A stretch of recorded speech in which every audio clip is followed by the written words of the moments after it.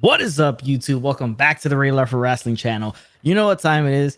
I got my main guys from West Coast Pop. I got Knock and I got Eric joining me for this review of Hell in a Cell. Some would call a transitional pay-per-view. Some would call a worthless pay-per-view. But I think most would call pretty solid pay-per-view, minus the ending. Nothing really big happened. I was hoping for more surprises here, but Eric, Knock, how you guys doing? Oh, I'm doing real good, man. It's your boy, the final boss. Glad to be back on Anthony's review. I'm the prediction champion over on my channel. Glad to be here with you guys to talk this wrestling. Yeah, a lot of fun. How's it going, Eric? How you doing? Doing okay. Lost my championship, but you know what? I'm excited to be here, man. Always a great time. Hey, championships flip and flop all the time. You know, they go from one guy to another. It's tough to be Roman Reigns and holding on for years. It's tough to be Walter and have it for like 800 days, right? That's only true. one can only dream to have that type of run like Walter. But yeah, the pay-per-view stuff. You guys did a watch along on your channel, right? Live stream watch along. I was in there for the end of it. How did you guys think of the show, especially doing a watch along, right? So you're sitting there the entire time watching the whole pay-per-view. I'll start with Eric. What'd you think of the show in general? In general, I think it's a solid B. It was a solid show. Usually when we sometimes we've done live streams or watch alongs where it's kind of painful to get through. Yeah. Raw. But this one was actually pretty chill. This was a good one. I mean, doing a watch along of Raw, I mean, you're asking for trouble there. You're asking for a rough time. It's pretty bad stuff. It's awful. Oh, man. What about you, Nocto? What you think about the show in general? I enjoyed it, man. I thought it was a breeze. It was really, it was shorter than Raw. I think it was only 2 hours and 45 minutes. 2:43, yeah. Yeah, it was solid pay-per-view. We'll talk about some of the things and details, but I thought it was solid. Yeah, I mean, so this falls in line with the Thunderdome era, no fan era of pandemic era pay-per-views, right? Well, they've all been, not the builds have been not that strong for most of them, but the baseline is probably like a 3.5 out of 5. I would say 3 to 3.5 for most of these pay-per-views we've gotten during the pandemic era with no fans. I mean, they've really focused on the in-ring product, just bell to bell, but everything else has been like, that's hit or miss when it comes to especially stuff on Raw. And the builds for these pay-per-views have been pretty poor for majority of them. But the pay-per-views themselves, in terms of the in-ring product, has outshined everything else. So we'll start off with this. Eric, what was your favorite match of the night? Ooh, all right. So favorite match of the night is Kevin and Sami. Okay. Even though I think Bianca and Bayley had the best, that's probably my highest rated match. But personally, if I'm going to rewatch a match, Sami and Kevin, they had me going from start to finish. Yeah, I mean, it's a storyline, the feud that never ends, right? It's like ongoing to the end of time, Sami versus Kevin, right? And no matter what iterations of either guy it is, they'll be there to the end of time. But Knock, what about you? What was your favorite match of the night? Oh, man, it was tough. But from the opening match, Bianca and Bayley had me, man. They stole the show, and they were phenomenal. Yeah, it was a good match for me. Well, I'm gonna pick it just a little bit when we get to the review of it. It's just some things just one thing that I just didn't understand too much about that match, really in general, as to why they didn't utilize certain things too much. But let me give you this question: what was the worst match of the night? It's probably an easy pick, right? But I'll start with Eric first. I think it's ironic because it's the only one I got points off of, but Charlotte and Rhea really, really hit hard for me. That ending, and it took everything away from me. It's interesting because I thought you would have picked a different one. What about you, Knock? What was the worst match of the night? I know what you're going for here, and that Charlotte Rhea ending was terrible. But I mean, Alexa and Shayna. I forgot that match actually existed. That's right. It was so bad, Eric forgot about it. That's exactly what I thought when he said Rhea Charlotte was where I was like, he forgot about this match.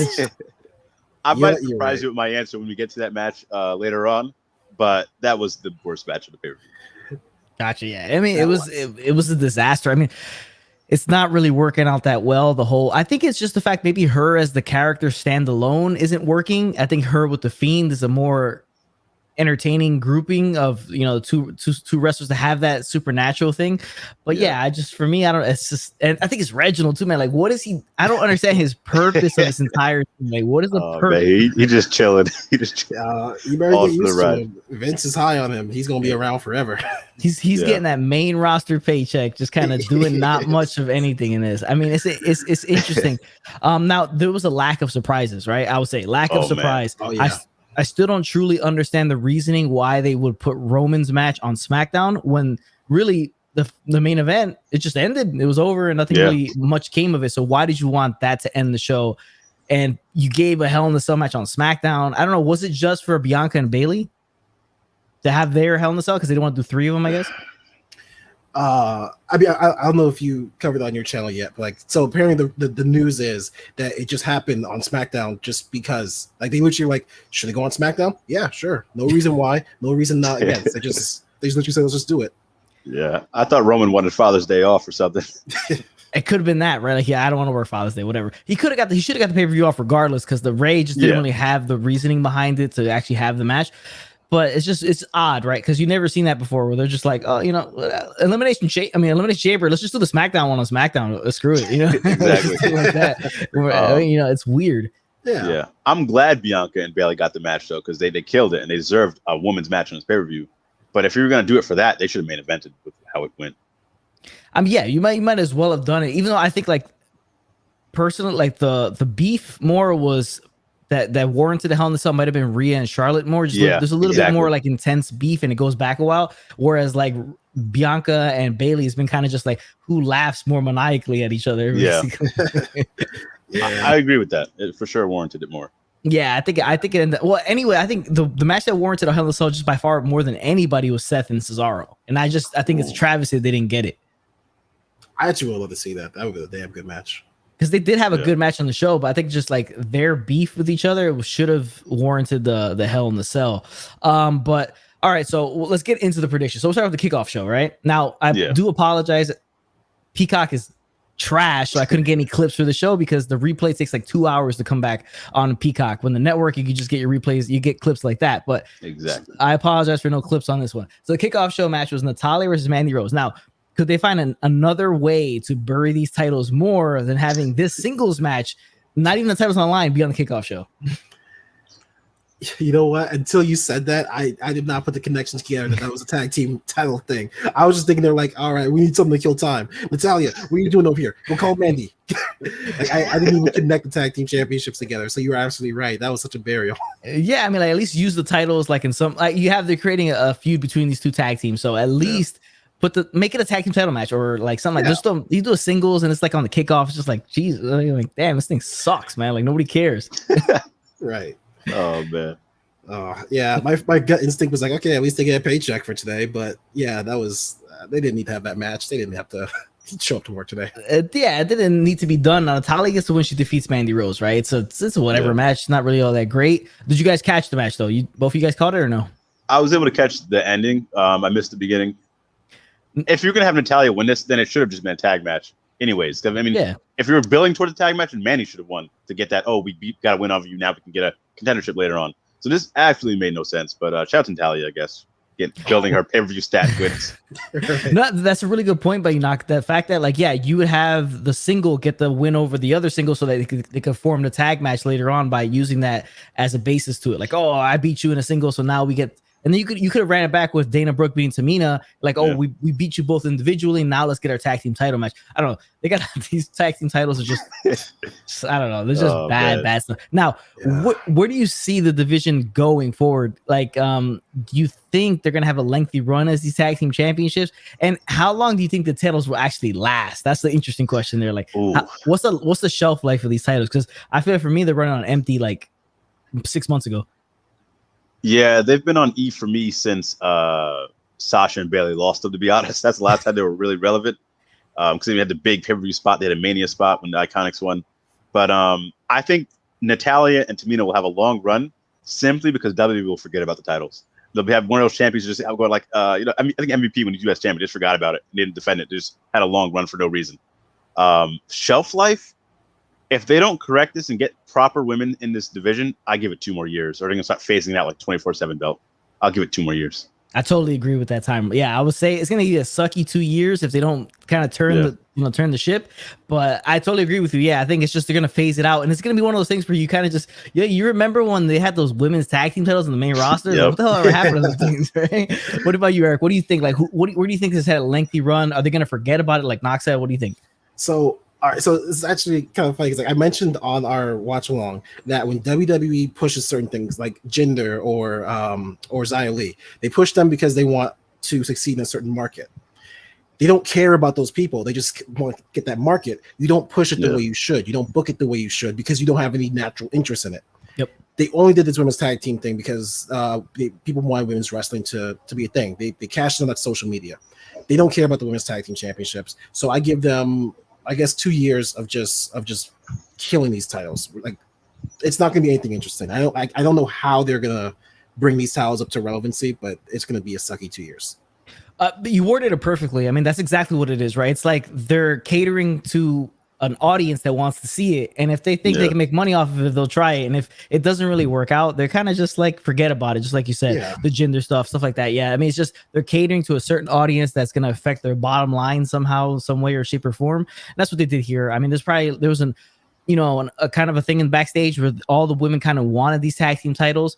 Yeah. Now, did they think about it like realistically? Like, how are we actually going to book these titles if we actually get them, and how are we actually going to make this division actually that good? Maybe not, because it didn't seem like they had much of a plan. Like after the Iconics won it, it was like, what the hell do we do with these things? Yeah. It's a shame too, because they had so much momentum come off that Mania win. I mean, they can't even get their men's tag team titles right. How can they get the women's? Exactly. Yeah. Now the thing is like you had Sasha and you had Bayley winning. Now they were the inaugural champions, so you had that going for them, right? The inaugural, it's the honeymoon phase of the title. Oh, the inaugural champs, boom! All of a sudden you get the surprise loss at Mania. Iconics win it, and it was just downhill from there. And that's no shot at the Iconics or anybody else. It's just bad creative. Title not being taken seriously, and obviously they just didn't see that they can make any money off of it. Just because like Vince, he generally doesn't like tag teams because he doesn't want to pay 4 guys for the same kind of amount of work that 2 guys would make. So like you're paying double for kind of the same amount of time of matches. So it's like, I mean, I guess if you look at it that way, it makes sense, but in terms of wrestling, it doesn't really make a ton of sense, right? But let's go to the chat real quick. A guy always talks wrestling. What's up, man? How's it going? A good main event and opener. Cesaro, Seth was decent. Instead of the Bliss match, we should have got the Roman match, would have been better. I agree as well. But again, now they did the 3 Hell in the Cells last year, if I'm not mistaken. They had 3 Hell in the Cell matches, or it was the year prior.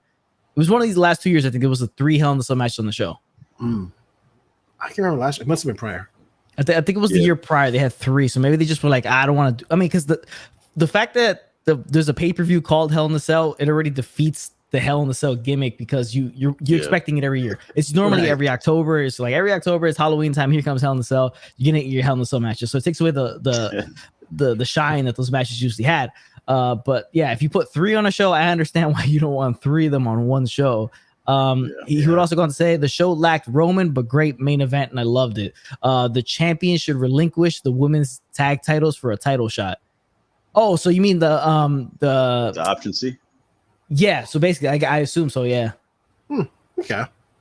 So you have Natalya and Tamina go after the title at some point. Yeah, I would say like maybe they both just give them up. It's like, all right, you get a first title shot. If you win, I face you, or if you lose, I get, I still get my shot or something like that. Maybe it's new. I take it. It might spice things up, right? I guess, right? It might. Yeah. I mean, you can only at this point just throw as much shit as you can against the wall, see what sticks, and see what works. Because I mean, how worse could it possibly get, right? Right. Seriously. And that's actually an idea, something WWE doesn't have. So yeah, exactly. Like there's no ideas there. All right. So the first official match of the pay-per-view is a Hell in a Cell match. Just announced on Friday. It was Bayley, Bianca Belair, and Hell in a Cell. Now, did this match warrant the Hell in a Cell? I think, like we were talking a little bit before, I think it was Rhea and Charlotte had the more of the beef that warranted this match, but they did a tremendous job in it. Bayley again, 2 years in a row in a Hell in the Cell match. I thought the funniest spot of the match when she took out the double kendo sticks that were taped, and Michael Cole was talking about, oh, she did this last year with Sasha, and last year she did it with Sasha, it was kind of botched a little bit because they taped it kind of the wrong way. So it didn't really work out. And then she yells to Michael Cole, "They shut up, Cole. They know. They saw it last year." You know what I'm saying? I thought it was funny, that she did that. But a mean KOD on the ladder by Bianca Belair to hold on to the title and get the win here. Now, I think they're just biding time to run it back with Sasha at SummerSlam. I think that's the end goal right there. But I kick it over to Knock. What do you think about this match? This is my match of the night by far. It's not even close at this point. I'm gonna come out and say it. This opener was a banger. I thought the hair spots of Bianca never get old. I'm glad Bayley didn't get the whips like Sasha did, because she was taking other bumps that were crazy. The KOD on the ladder was crazy. The not the glam slam, but she took like the glam slam to the turnbuckle. She pretty much took that without protection. That was a hell of a bump. Bayley was putting in work, and like you said, her reactions and her responding to Michael Cole, she's just in the zone, man. she's in such a good spot with her character. She's just playing, having fun, and doing her thing. And if she gets a title shot or title run at some point later on, I'll be all for it. But Bianca, at this point in time, with Royal Rumble, Mania, and this Hell in a Cell match, for me, she's the woman of the year right now. She's number one. She's killing it. So I love this match. What about you, Eric? What you think about this one? I really liked it. Like I said, I think it's my highest rated match. I think Bayley should get some props for not just going the usual route with the hair, not just getting whipped. I'm hoping that she was the one who came up with all those spots to tie it to the cell, to the chair, to her wrist. Very creative spots. That turnbuckle where she's ate the turnbuckle, that was vicious. No protection, like Knox said. Hopefully she didn't hit that ring too hard. And that KOD, man. Oh, I hope they had some ice and a paycheck waiting for her back there. Just thank you for that. But great match. I for weeks we've been saying that Charlotte and Rhea should have been the Hell in a Cell match. Yep. Yeah. But I can live with this being the Hell in a Cell if that's what we get. I'm happy that Bianca got that moment. Yeah, I think so too. Like in the end, it's like, yeah, it's good for them to have this. My only nitpick with this match is I feel like they didn't use the cage enough. It felt like it was a match that could have been like the cage didn't really affect the match as much as I thought it should. When it comes to Hell in a Cell, I mean, there's only certain things you could do because you have two of them in one show, so you don't want to do the same stuff the main event's doing. You got to do stuff differently. But I just felt like, to me, at points I was like, you know what? Like they didn't really need to make this a Hell in a Cell for the stuff that they're actually doing in ring. They didn't utilize the cell, I think, enough. I think they should have went really, really over the top with their stuff on when using the cell. Damn, I would have been souped as hell if they would have went up to the top of it. Like, imagine that. Like, you haven't seen that with the with the women, like really go up top. Yeah, exactly. I felt like they could have done that, especially with somebody as athletic as Bianca Belair. She probably would have scaled that thing like in seconds, like boom, boom. She would have been up there already. Like, you know what I'm saying? That she could have box jumped. She could have box jumped to the top of it. With the athlete that she is, and Bayley as well. I felt like that could have been a little bit cooler. But yeah, I thought it was a very, very good match. Now let's rate it out of stars. We'll do the whole Meltzer thing. I'll start with Knock. Out of 5, what are you giving it? I'm giving it a 4 out of 5, man. Now that you mentioned it, I don't think they used too many cage bumps. There was that one sunset flip powerbomb Bayley did, but outside of that, I don't remember too many. So I'll give you that. That's a fair point there. If they did like a hardcore match, this still could have been the same exact match without the cell. Could have given cell to Rhea and Rip and Charlotte. So I agree there. But 4 out of 5 for me. What about you, Eric? What do you give it? Oof, I'm gonna go a little low. I'm gonna say 3.75. Damn good match. I've got to be honest. Anthony, he's right. They didn't really use the cell that much. You actually could have done a lot of those spots without the cell. But I am so glad they got that match. I do still think it's the highest rated match of the night. But I'm not ready to. Maybe I'll go back and rewatch it and give it a 4. But right now, I'll give it a 3.8. How about that? I'll meet you a little bit more. I'll give you that little nudge. I give this one a solid 3.5. Right, like for me, what brings it down is like the fact that again they just didn't feel like they used the cage enough, and I just want to see one women's Hell in a Cell where they go to the top of that thing. I just want to see it, right? Because it'll be awesome, right? I'm not saying that anybody should fall off or been thrown off or anything like that. That's safe for Shane McMahon and Shane McMahon only, right? But yeah, I thought it was solid though. But let's get back to the chat here. Always Talks Wrestling's just said they had 3 Hell in a Cells last year. So it was the last year they had 3 Hell in a Cell matches. So they were probably like, it's probably too many. Yeah.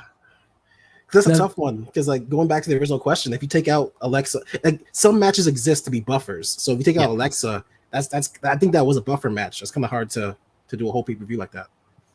It is tough. The way you space it and the timing, the spacing of everything, and the flow of the pay-per-view gets kind of ruined if you do too many of the same matches. And the guys in the people in the ring, they're like, what the hell can we do now since we just saw one early in the beginning of the show? We're in the middle, and then we got the main event that's got to go all out with it. It's a tough thing to ask of creative and the wrestlers to go with.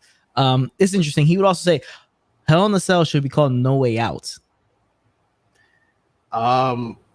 Verbally it makes a ton of sense, right? Yeah, it does. Yeah, they should. Well, I don't know. Because Hell in a Cell's a fine name. It's just don't do a pay-per-view around it. True. What do you think about that, Knock? No Way Out or Unforgiven, I think are cool names for like if you want to just have a pay-per-view. It's just weird. Like I hate it when I do like Hell in a Cell or TLC, like you're naming your pay-per-view after your match. I never like those type of pay-per-views. Yeah, because they're predictable, right? Like you're like, I mean, you go to a pay-per-view, you're kind of waiting to see what kind of matches you're gonna get. But when you get it themed, you're like, I already know I'm gonna get an Extreme Rules match. So it's like, it's whatever, right? No, I mean, No Way Out, if it'd be cool if they had those kind of names like that where they kind of hint to you, hey, you might get a match like that this year. But the fact that you have Hell in a Cell, it hurts that. So if they would have had get rid of Hell in a Cell and like, oh, we have no way out this year, we're bringing it back. Oh, maybe you get a cage, maybe you get a Hell in a Cell, maybe you get something like that. It'd be pretty cool, cool thing. Razul in the chat. Hey, Razul, how you doing? Thank you for joining the chat. He said Drew should go to mid division and claim U.S. title from Sheamus. Interesting. We literally said that in our live stream. That I think Drew should go. So I think when Sheamus is all good and ready, Ricochet and Humberto should get to finish their feud just because they don't get to be on TV enough. They deserve that. And then you can have Drew, Sheamus, or as Knox said, Drew, Sheamus, and Jinder. Yeah, man. Put him in there. I mean, yeah, it makes a ton of sense, right? Because he's been in the thing, like in the main event picture for a year already, more than a year. So it makes sense to kind of bring him back down a little bit and then kind of build him back up. It's always good to do that because people get tired of everybody when they're always on top all the time.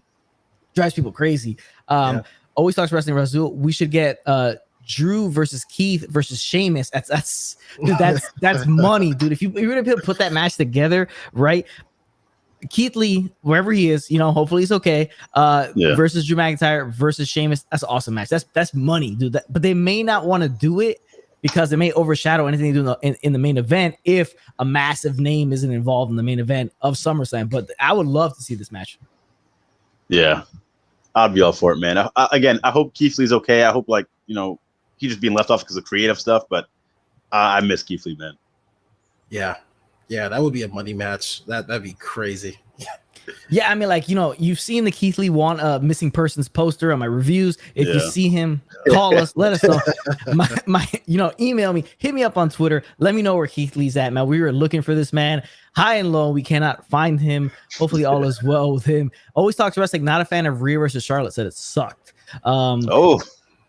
I mean, I thought it was the way it ended. Yeah, I thought it was not really all that great. Yeah. Always Talks Wrestling said I gave it a 4 as well. Talking about Bianca versus Bayley, he liked it. Alexa match was cringe. I totally agree with you there.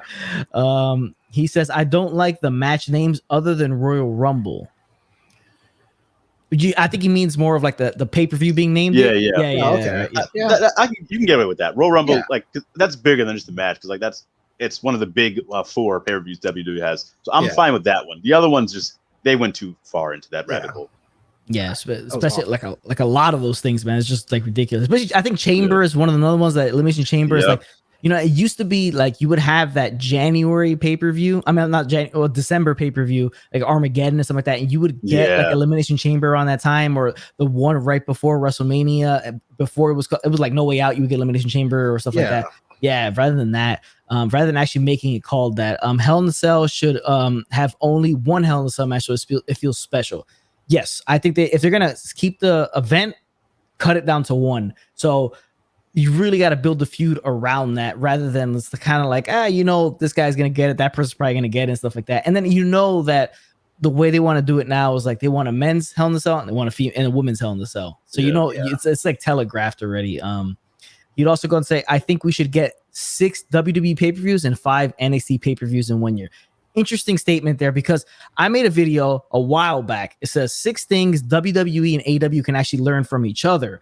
Now, one of the things I said was that AEW's pay-per-view schedule, it's 1 or 2 pay-per-views too short, but they're in the right range rather than 12 to 13 that WWE has. Way too much. You're planning short term, because you have pay-per-view like within 3 weeks of when you start a feud or when you just ended another feud. So it's very short term. That's why you get a lot of these pay-per-views that are transitional, pointless, suck, or you get storylines that are kind of rushed and kind of pointless. If you cut down to like 6, 7, I would keep it at an odd number, probably 7, and then you're able to, I guess, creatively have more time to get to that point that you want to get to. But what do you guys think? You got this now. Oh yeah. A mixture of the both, AEW and WWE, because sometimes I feel like I like what AEW does with the summer pay-per-views to add a little more to it. That's kind of cool. But damn, there's too many WWE pay-per-views, man. I forget a lot of them. And I feel like the importance is lost too, not just with the story and the creative building to it, but the importance of having a pay-per-view match. Because there's just so many of them. I think that's the most important thing, right? The importance of it, of the pay-per-views just kind of dwindled down. But Eric, what are your thoughts on that? I agree with you that I would love for AEW to add one more pay-per-view to their schedule and make it a UK pay-per-view, because the UK is dying for something special. True. But yeah, WWE has way too much, man. Like I like we have to do, like, you probably feel this too, like you have to follow the pay-per-views for the channel, and it's so tough. Like last week we did In Your House. I'm tired, man. I want my Sundays back. It's rough, dude, because like it's like, yeah, every month, like, here comes that time of the month where it's like there's a pay-per-view. And and it hurts the builds for all of them, because the builds feel rushed and they don't put a lot of effort into them, because they know, like, we get to this pay-per-view, it's not that important. We got a big pay-per-view on the month 2 months later. Let's just kind of throw whatever out there. We'll keep everything in a holding pattern until we get to there. I mean, look at Backlash a few years ago. For like 2 years straight, it was like, oh, this is the experimental pay-per-view. We're just gonna try something. And it was like, shit. Like, what are you doing, man? That's not a pay-per-view. Right. It's rough. I mean, Backlash, it's all about just like rematches of what happened the month before at WrestleMania.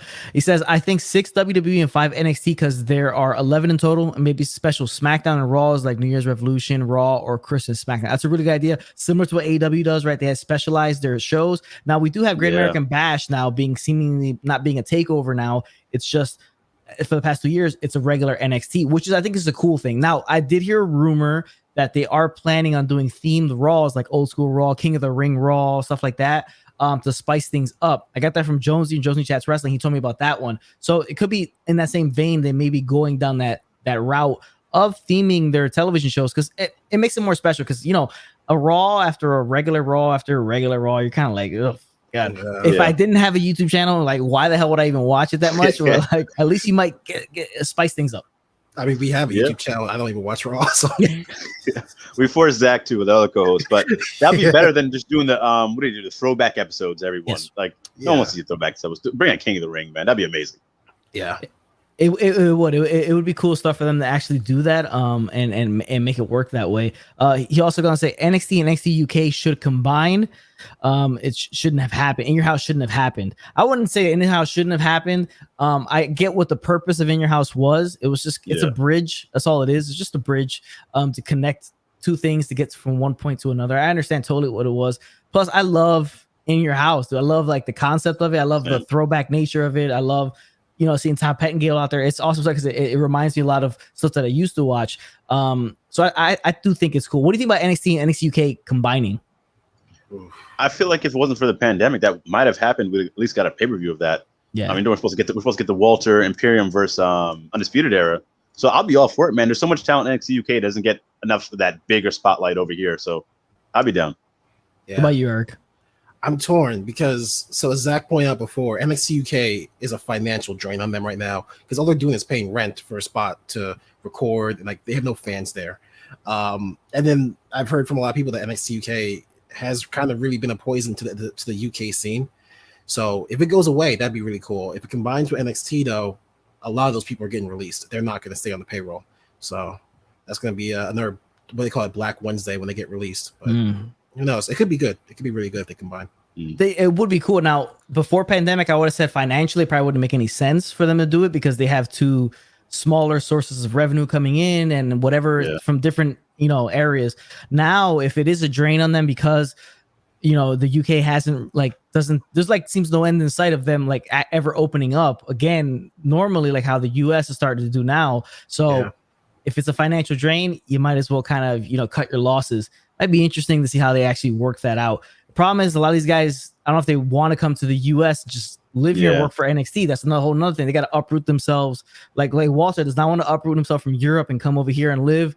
And probably a lot of other guys don't want to. They feel more comfortable staying over there in that independent scene over there in the UK. So it's a tough thing. I mean, money talks in the end, right? Like, you know what I'm saying? Like, I'm gonna give you this paycheck guaranteed. They'll be like, oh, okay, I'll make it work. We'll figure it out. Yeah. Eric, my cousin Eric, abducted by aliens. Keith Lee, where are you? We need this man back ASAP. That is true, man. Hopefully, hopefully they're nice aliens. Always Talks Wrestling. Also, the War Games match should happen on NXT Halloween Havoc. I'm a huge Halloween Havoc mark as well. Love it. I love the theme of it. I think it's cool. Now, War Games, I find it to be an extremely, extremely special match, right? I think it's extremely special. It has so much history behind it. Do you need to do the whole pay-per-view 2 matches thing as well? It's not as bad as Hell in a Cell because we've seen so many Hell in a Cell matches over the years, but War Games, there's such a break between the last War Games that you remember and then the first NXT War Games. I know MLW did a couple, but the mainstream, it's just there's a big break, so it hasn't gotten to that point where you're like, damn, War Games doesn't feel special anymore. What do you guys think about that? Like, how do you think War Games should be handled?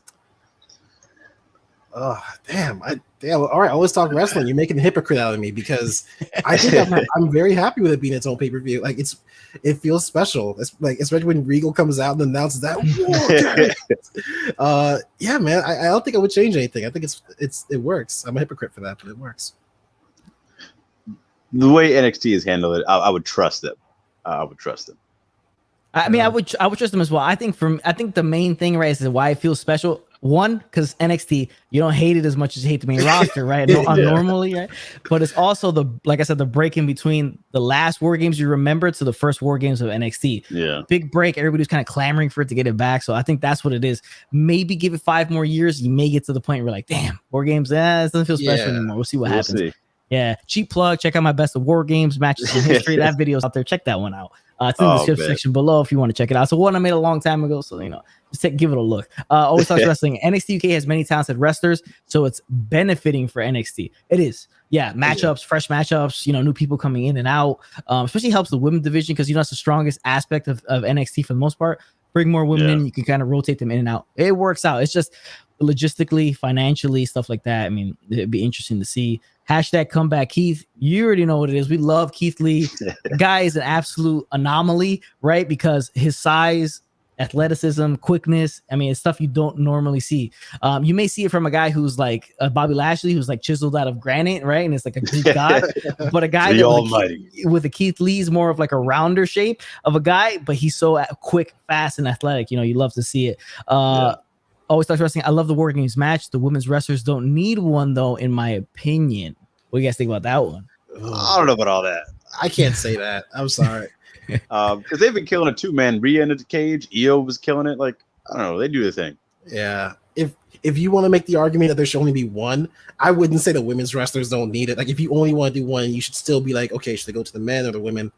But that's a whole different issue. That's equality and production. So, yeah, the way I see it is like War Games is all about factional warfare. That's the point of it, right? Like faction versus faction, right? So if the problem is there's not many female factions. They feel like they kind of put them just together sometimes really quickly to kind of just get it all in there. Where the men tend to have more factions than the women. If they can find a way to create more women's factions when it comes to War Games time and make them actual legitimate factions rather than just kind of a group of these baby faces have like common enemies here and there. Let's kind of throw them in there. Yeah. I think it may make more sense. They have enough of women on the roster where they can start make factions like they have before, and long-lasting factions, like factions that last a while, like Undisputed Era is a full faction, right? Yeah. It's been a while for a while. So you can create a similar one on the women's side and have one faction that's a full-on faction and have a group of baby faces that want to take out that whole faction because they all have issues with them. They should probably do something like that. Because if you look at the women's matches, there's been a lot of like, okay, and then for some reason or another, they common enemies. Oh, okay, it's War Games. Let's go into it. Right? Yeah. That's the way it's been. It's like, here comes War Games. Let's just jump into it. If they can do that, I think it may make it better. And I think, go with one rather than two because, it gets kind of a little bit too much after a while. Yeah. War Games would fill Halloween Havoc instead of just normal matches. I mean, it makes sense. Like, but what makes more money? Something titled War Games, or is Halloween Havoc? You're going to get War Games in it. That's two separate entities that you can make money off of, rather than combining two entities in one. You kind of cut your revenue in half, rather than I'm going to make Halloween Havoc here, and then in October, and then in the summer, here comes War Games. Two sources right there where you can make a lot of money off of, I think. That's a good point. But let's get back into the review where we wander off a little bit too much. Cesaro versus Seth Rollins is the next match on the show. All right. So like I said, I think this match should have been the Hell in a Cell match for the show. They warranted it. They had a lot of beef with each other. The whole stomping Cesaro on the entranceway and stretching him out, all that stuff. I think it would have worked out well. This is one of my more favorite matches of the night. I'd probably say this is my top 2 to 3 matches of the night. But Rollins gets the win here on a small package of a roll-up, right? Yep. Interesting how they would go with that route, right? But definitely the feud is not over. I just want to see where this leads to. Now, I want to get the first thing I want you guys to give me your opinion on before you get into the whole match. Do you think Cesaro's title aspirations are pretty much dead in the water? Like it was just a one-time thing against Roman, now they're dead in the water. I don't think so. I just think they're just buying time. They're gonna drag the Seth Rollins Cesaro thing out. That's why Seth won here. So they're just gonna have him go for it. They might have 2 more matches after this for whoever. Yeah. But that's pretty much what it is. Keeping him fresh till he can go back to the main event. What do you think, Eric? I kind of agree because there's a lot of people in a weird position. Like Roman is such a big star. Like if you put him, like you have to be very careful when you put someone up against them because you don't want to waste that. I don't see him winning the championship from Roman, but I think they're gonna put them together again soon. Okay, so Knock, let me know what you think about the match then. Okay, so I enjoyed the match. This goes back to the Bianca versus Bayley. Why I didn't mind it being in the Hell in a Cell because they already had a singles match. I need them to elevate to another match, another level. And with this one, it was just another singles match for me. They killed it. They're Seth Rollins are two of the best in the world. They're gonna kill it no matter what. I just needed a little more. I did enjoy the ending though, with the roll-up pin with Seth Rollins, how he beat him, because with Seth Rollins' character, it was hilarious that like he treated us like it was a world championship win. He was just so proud of himself, like he just dominated Cesaro with his mind. Just a small roll-up, he barely won. I thought that was hilarious, but it was a good match. If I was to give it a star, I'll give it 3 out of 5. I just needed like them to go to another level. Like you said, they could have been in the Hell in a Cell. If they would at least give it a hardcore match stipulation or something, I would have been fine with that. I think this could have been a good last man standing match because you had the stretcher, or I would go with a like an ambulance match because those matches kind of suck. But like maybe this leads to an I Quit. I think both men will be involved in Money in the Bank. I think they'll both be in the ladder match to kind of prolong the feud, like give a little little bit of a bridge to SummerSlam. I think they'll both be in a specific match, maybe a steel cage, maybe a I Quit or last man standing. I think it makes a ton of sense to do that. But Eric, what are your thoughts on the match itself? So the 2 key things that going into this, I agree. Like when they started this, I was like, why are they doing another singles match? Like it's supposed to be like a personal feud. Why would you just settle for a singles match? I would have been, even if they just gave him like a no holds barred, at least throw some weapons in there. Fine, I can take that. That's a step up. The second thing that really irked me, and this is something that Knock really liked, and he won me over during the live stream, and he just explained it. I don't like the roll up. I don't like it's a personal feud, and you won by roll up. Yeah. But Knox got a point. He is the heel. He did celebrate like he just beat the best in the world, so he gets some points. But small note, I don't think WWE should have more than 1 roll-up pin in the pay-per-view. The fact they had 2 is kind of sick, but it was a good match otherwise. Everything in between, awesome. These 2 can go. They killed it. So what's your rating for the match? Let's give them. I'm trying to be more harsh with my ratings. I've learned this from you, actually. I'm trying to be more. I'm going to give them 3.4. 3.4. Okay. I gave Bianca Belair and Bayley 3.5. I give this one like a 3.2. Because like I think this could have been the best match of the show if they would have been inside Hell in a Cell. I really honestly do think so. Yeah. I think this would have been the best match on the show if it got given to Hell in a Cell. But I can't even keep going because there's something in the comments section, the chat, that I just got to address, right? Oh man! And this is your guy Zach right here, right? Oh man! This man is on. All right, he comes in, right, and he decides the big shot like me and everybody else involved, right? So he says, Anthony, sorry I couldn't be there, but I'm too busy jet flying across the country, drinking top shelf drinks and going to parties that an RSVP can't even get you into. I'll boost your ratings next time. I'll let you guys respond to that first right there, because that's your guy right there, right? Let's get one thing straight. Knock and I over here planning this show this week. We're trying to make sure the content can keep rolling. This man's over here getting drinks, going out partying. We're working hard, making sure that he has food on his table, and he hits us up. Oh, nah, next week. We're going to take this out. It'll be personal next time I see you, buddy. It's real personal. Move this man in the chat. He's got you guys like single mothers at home cooking and cleaning. He's out there living it up and all that stuff like that. Oh, man. But shout out to Zach for living that kind of lifestyle that we all wish we could live, right? Because that's the kind of lifestyle we all wish we were living at this point. But we're not. But Zach, I appreciate you for the comment. Appreciate you for tuning in, man. I appreciate you big shotting us like that. I mean, you love to see it. I mean, you know what I'm saying? Like he big shot the living hell out of us. But let's go back to Always Talks Wrestling, right? Let's see where we left off. let's see. The women's should get one, but there should only be one War Games match a year. Yeah, I totally agree. I think it's just one War Games match a year. They don't have to do two because it feels kind of forced, right? The way could have a great War Games match. That's an interesting one. Do you do like a mixed War Games match? You like men definitely and do women? it. You do. Candice LeRae in there? Oh man, that'd be amazing. I want someone in WWE to just have the balls to have a straight up mixed match. Just do it and have Candice in there. She's proven that she is the best at mixed matches. That would be pretty cool. I'm not gonna lie. I'm not the way they would work it would be kind of interesting, but I think it would be a pretty cool thing. Something different, something to shock the system, like Undisputed Era. Let's go. You would say Halloween Havoc, like e.g. War Games. So like Halloween Havoc, the name of the thing, and it will have like War Games underneath it. You could do that. I mean, it makes a ton of sense. It may like make it a super pay-per-view.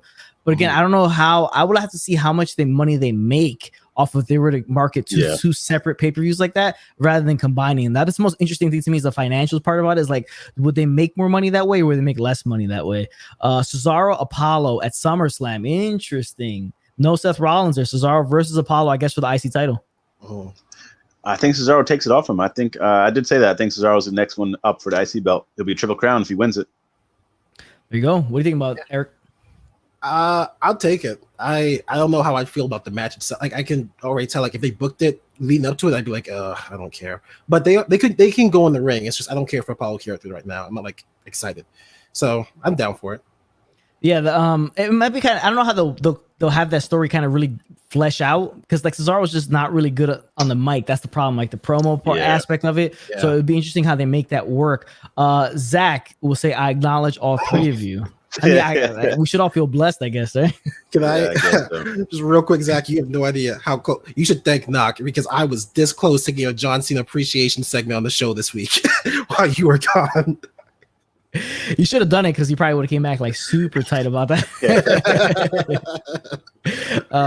Always Talks Wrestling. My SummerSlam match card. Okay, here we go. This is this entire card. Cesaro versus Apollo, Sheamus versus Drew versus Keith, Bobby versus Brock, Seth versus Edge, Cena versus Roman, RK Bro versus AJ and Omos, Usos versus Mysterios, Bayley versus Banks versus Belair, and Ripley versus Becky. I mean, the hell of a card, right? That is a hell of a card. I wouldn't mind seeing Seth versus Edge, but part of me thinks it's going to be Roman Reigns versus Edge versus John Cena at a triple threat for the beta bet. That may be kind of interesting. I take it. I mean, and Bayley versus Banks versus Belair. That actually would be very cool. That's a good one as well. Yeah. This is a cool card. Hit up Vince, man. Yeah, I mean, like you want to sell out a football stadium. That's a card that'll get you as close as possible of a chance to selling out an entire football stadium, especially on a Saturday in Las Vegas. Oh man, they don't do Las Vegas a ton, and it's probably because they don't draw that much in Vegas. You run the stadium on a Saturday, but that card will get you there. Honestly, I would probably say that's a lot of multi-person matches. You got one triple threat. Two triple threats. So you could get away with two triple threats. That's the tough one because Charlotte's nowhere on the card. They want to put her on there. Obviously, that's the whole thing. I would say Ripley, Becky, Charlotte. That's 3 triple threat matches on the show. It may not work out. But that's that. I'm not gonna lie. That's a hell of a card, man. That really is a hell of. I've heard the Seth versus Edge like kind of fan art of like them at SummerSlam. I don't know how they would actually work that in there and actually just kind of have that happen. Maybe Money in the Bank sets it up, but that's one hell of a card, man. Always Talks Wrestling. That's a hell of a card. Chris Wrestling Views, what's up? Hey, Chris, what's up, man? How's it going? Did y'all notice that Rollins used Karrion Kross elbow finish? I did see that. Absolutely. Foreshadowing, I guess, right? They actually use a lot of moves. We saw Ripcord in there from New Japan. We saw Rainmaker. They use a lot. But Seth doesn't watch New Japan. You don't watch it. That's right. Yeah. Supposedly, right? He doesn't watch it. Man, it's a shot fired, right? He's always talking about Shark could be on the pre-show of SummerSlam, dude. Yo, you try never. Don't call Vince with that. That's not gonna go over well, man. That's not. They might ban you from the arena saying that. That's right. Yo, who is this guy? He's got some great ideas. Oh yeah, show it in the pre-show. Who let this Joker on my phone line? Like you had the sale was made right there, right? Like you had the deal done, and then you brought up Charlotte on the pre-show. That's a deal breaker right there. Exactly. Okay, so Chris was saying, was WWE trying to turn Rhea heel? My brother said the same thing. I was watching with my brother, and he said the same thing. Is Rhea heel now? What do you guys think? Eric, you summed it up best.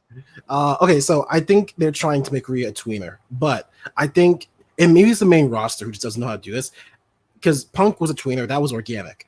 I don't think they understand that being a tweener doesn't mean you're a heel one week and a face the next. You have to just be, I don't know, organic and cool in a way. And Rhea can do that. Just don't force it. So if they're trying to make her a tweener, they're failing. It's not working out. What about you, Knock? What do you think? Yeah, I don't know where they're going with this because I don't think she's going to go full-blown heel. She needs to be that babyface. But I think some of Charlotte's stuff is rubbing off on her. I think that's what's going on with that storyline. Yeah. But I totally agree with you, Eric, on the tweener thing. A tweener has got to be organic, right? You can't force a tweener because you're not gonna get accepted on either side of the spectrum there between heels and babyface. They're not gonna boo you. They're not gonna cheer you. You probably might get no reaction whatsoever, or like a muddled reaction from most fans. So I think tweener's got to be organic and has to be the right person with the right personality, and it's all got to kind of just come together. It's a great point. He always talks wrestling. I'd rather have Shayna on the show than Charlotte. Also add the Fiend versus Jeff to that card. I agree with you. I would rather have Shayna than Charlotte because I think Shayna should be booked better. But you can't. I mean, okay, Charlotte is. We talked about this on the stream. Charlotte has deserved everything she's got, but you can't have Charlotte miss SummerSlam. That's a big name to miss SummerSlam. Tough, yeah. Tough. If it's Fiend versus Jeff, I'd love to see Jeff as Will of the Wisp, man. That'd be amazing. Oh man, I can't stand the shrieking though. The shrieking he does, I can't stand it. This guy's crazy. Oh man, that's fair.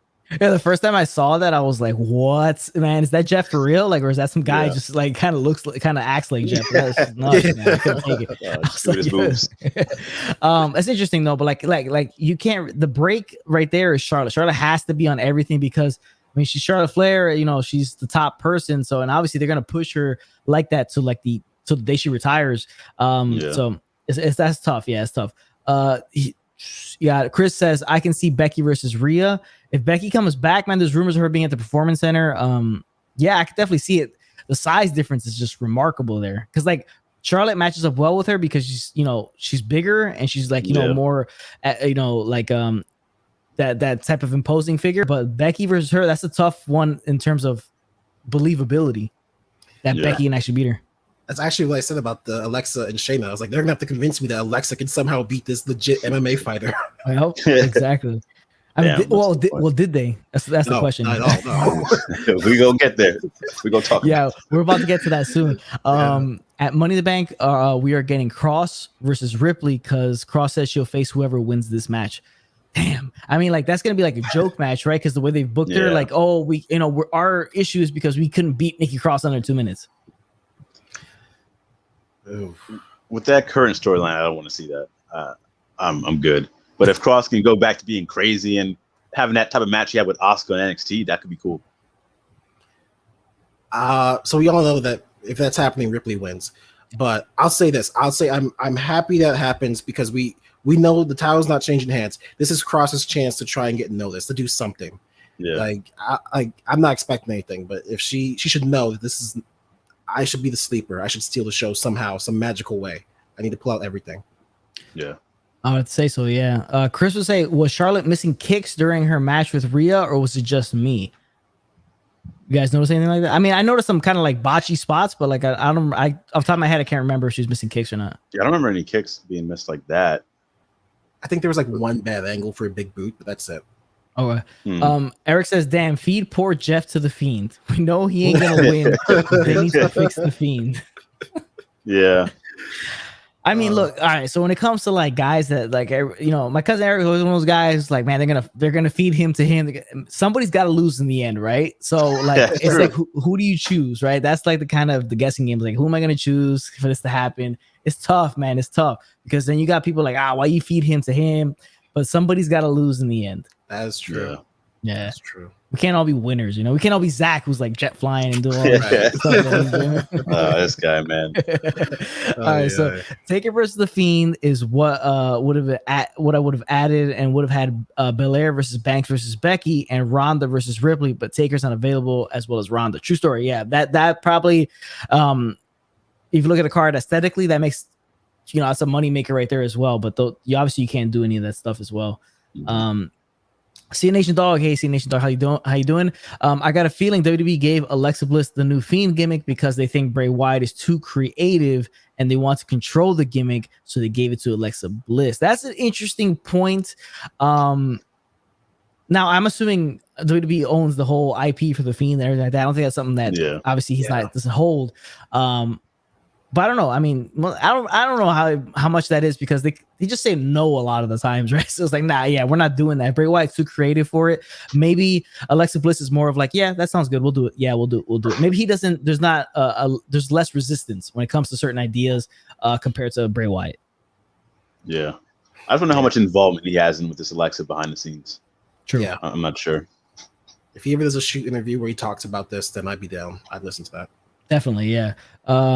Always Stars Wrestling. Charlotte doesn't need a SummerSlam match. It'll be forced. It's not even like, I mean, because I'll be the first one to say it. Charlotte has too many accolades already. But it's the fact that it's Charlotte Flair. You're holding on to your biggest gun at SummerSlam. You want to sell that. Yeah, it makes sense. Yeah, I mean that's the biggest name that you have, right? So it's like, when you I mean, it's the difference between thinking of the mainstream fan and then the hardcore wrestling fan. It's two different animals you're dealing with there, right? So it's like you have the person that kind of appeals to both in some certain aspects. The hardcore kind of tends to hate a little bit more on that person, but the mainstream, you see it and it gets more attention. So that's why she's pushed as much as he is. Obviously the physical gifts as well, the lineage, but that also plays a big part into it, how she crosses over to the mainstream side of it. See Nation Dog goes on to say Drew McIntyre should have won WWE Championship. Now Bobby Trashley retaining the WWE Championship. All right. We're gonna put some respect on my guy Bobby Lashley, okay? The Almighty. We're not gonna disrespect him like that, okay? I know in the past he's looked confused at times in the ring, but he's not that anymore, okay? What do you guys say about that, Eric? As much as I would have loved Drew to win so I could have kept my title, I think Bobby winning was the right call. Yeah, keep moving forward. Drew needs a break from the main roster. I mean, yeah, and I don't appreciate disrespecting Bobby Lashley. Bobby Lashley either, man. Not cool, C Nation. Let's give him some props. Not cool, man.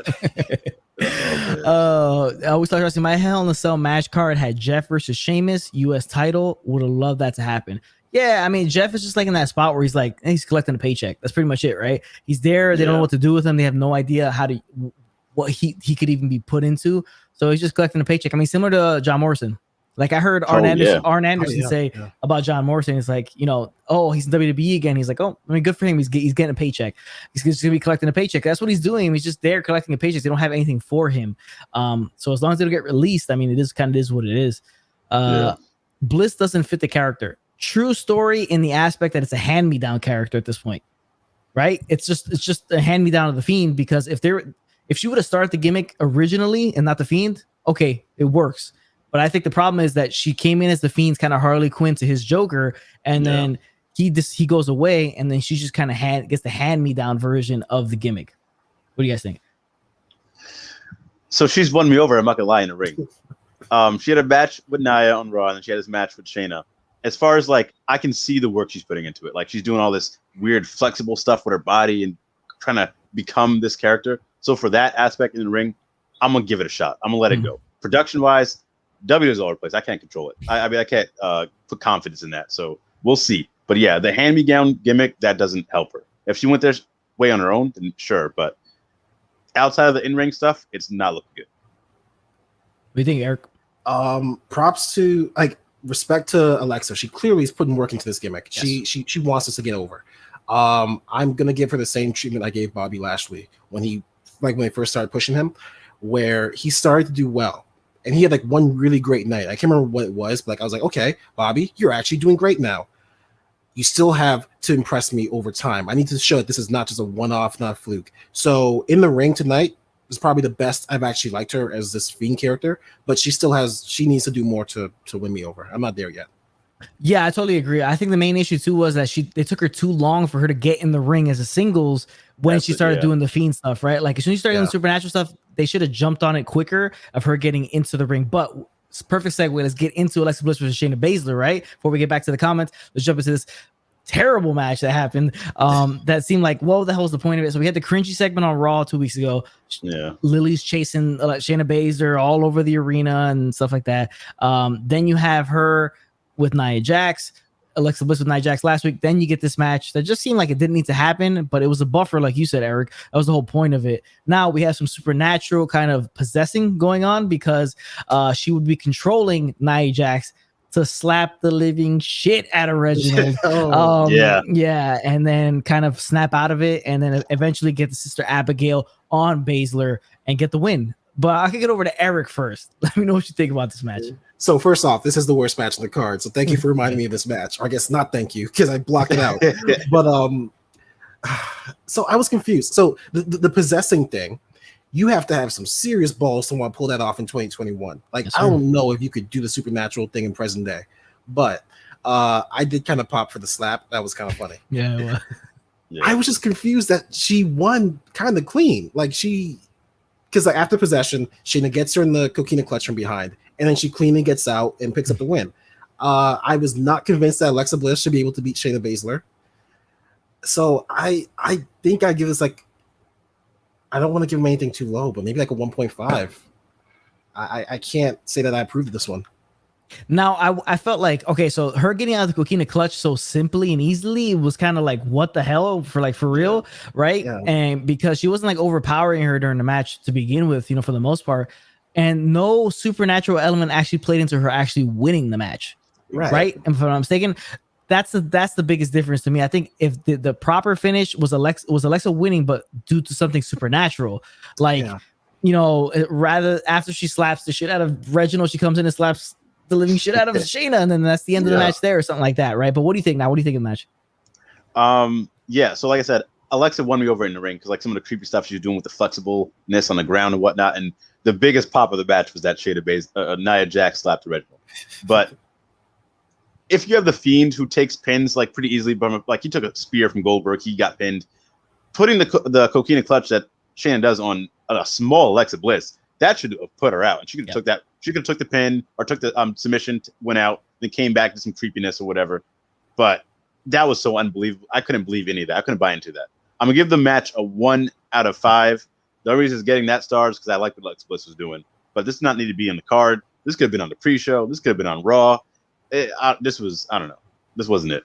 Yeah, it definitely could have done this match on Raw. I'm gonna give it like 0 out of 5. It's just like, dude, this stuff is terrible. I was enjoying the character. Like me and my brother, when we first started, when we started covering the reviews of Fiend and Alexa Bliss, loving it, love the whole Joker Harley Quinn style of it, everything like that. It's just gone off the rails, and it's not really, really good. We're gonna kick it back to the chat because C Nation Dog's another guy who hates this Alexa Bliss character. Calls it cringe all the time. Says WWE needs to stop Alexa Bliss Fiend gimmick, but they just keep trying and trying, but it's not gonna work, and they're going to wish they ended the gimmick earlier. A foreboding comment right there from C Nation Dog about how WWE is gonna feel about this gimmick later on. But what do you guys think? Is the gimmick done already? Like it's just done? It's a wrap for it? Alexa, I believe in her. I think she could be a really good actress. Like she can play this type of role, and I think she could go in the ring. So there hasn't been a woman in WWE that had supernatural powers. So they have never done that before. Yep. So I'm really, really hoping they figure this out and get this together. Because if they don't, I'll give it like 6 more months to win me over. If not, this is going to be one of the worst things she's done in her career. Makes sense. Oh, man. So the way you trust Alexa Bliss, I trust Bray Wyatt enough to say that this has to have a finishing point. Like I have so much faith in him that I know at some point he's going to jump in. And even if he doesn't like save the whole thing, the ending, there has to be an ending. This can't all be for nothing. I refuse to believe that. There's got to be something. Yeah, there has to be something because it just has to be. Like they went into this knowing there's an end game to it. Let's get to it, and then that'll be it. Yeah. But here come Always Talks Wrestling. Charlotte will get eyes on the pre-show. What do you think about that? It may make the pre-show legit. Nah, Possible, right? I can't. Nah, I can't buy into that. I would bitch and moan. I'd be like, why is Charlotte on the pre-show? That is true story. I totally understand that. Chris Wrestling Views. What is next for Drew? That's the issue. Mid card, right? I assume. Yeah, Mika. Yeah. I think it's Seth Rollins thing. Exactly, I would want that, but I feel like they're gonna keep doing this Bobby Lashley thing for at least another pay-per-view. They got to find a way to do it because, right, like, so he cannot face Bobby Lashley anymore for the title, so they have to find a way like around it at this point to try to get him to be still in that thing. Unless he causes Lashley to lose it, and that's the way he gets his title shot after that, something like that. Ooh, karma. Yeah. Lashley always talks wrestling, defending Bobby Lashley from C Nation Dog. Lashley isn't trash. I'm happy he retained. Lashley was great. He isn't trash and never will be. My guy always talks wrestling. Thank you for sticking up for our boy. Unless Bobby's taking sling blades from Finn Balor, he's not trash. Oh, that was awful. Oh, God, yeah, that was awful. I hope he looks at that clip every day and tells himself, I'm not going to be that. That's hilarious. All right, we got a lot of comments to get to. Here we go with this one. I cheer for Drew McIntyre because he's the babyface. Bobby Lashley is the heel, but I still cheer for some heels. Yeah, I mean, that you're supposed to like you gotta like play the role, right? Like you're supposed to boo the heels, cheer the baby faces. It's always cool when they kind of go back to that. Fans go back to that kind of like conditioning where it's like that's what you're supposed to do because it's a bit different, right? Always Talks Wrestling. Hope Jeff goes to AEW. He'll be there soon. I think he will. Yeah. Yeah, I think so. Yeah. Here we go. Always Talks Wrestling. Miz versus Bryan at SummerSlam would be cool. I don't think Miz would be ready with the ACL tear because I think his timeline may be a little bit longer than that. Yeah, but that'd be cool because that was the one that they never really capitalized on with the whole crazy promo between the two, right? When Miz just destroys Daniel Bryan on that talking smack, and then obviously he come back, and they just never really capitalized on it probably the way they should have. Yeah, I thought they dropped the ball a bit there. Yeah, definitely very heavily. That was a weird feud. Yeah. Always Talks. Okay, Keith Lee's been gone for too long. Yeah, of course. Alexa's trying to fit, but it doesn't fit. Wonder when Orton will retire. What do you guys think about that one? Ooh. The way he wrestles, he can go for as long as he wants. So I mean, is he hit 40 yet? Is he still in his 30s? I think he's in his 40s. I think he's in his 40s as well too. Yeah. Honestly, he can go till 50 if he wants. I don't see him crossing over to movies like the other guys did. I think he's legit just wants to be a wrestler and retire when he's done. So I can see him going to at least 50. What about you, Eric? What do you think? Honestly, yeah.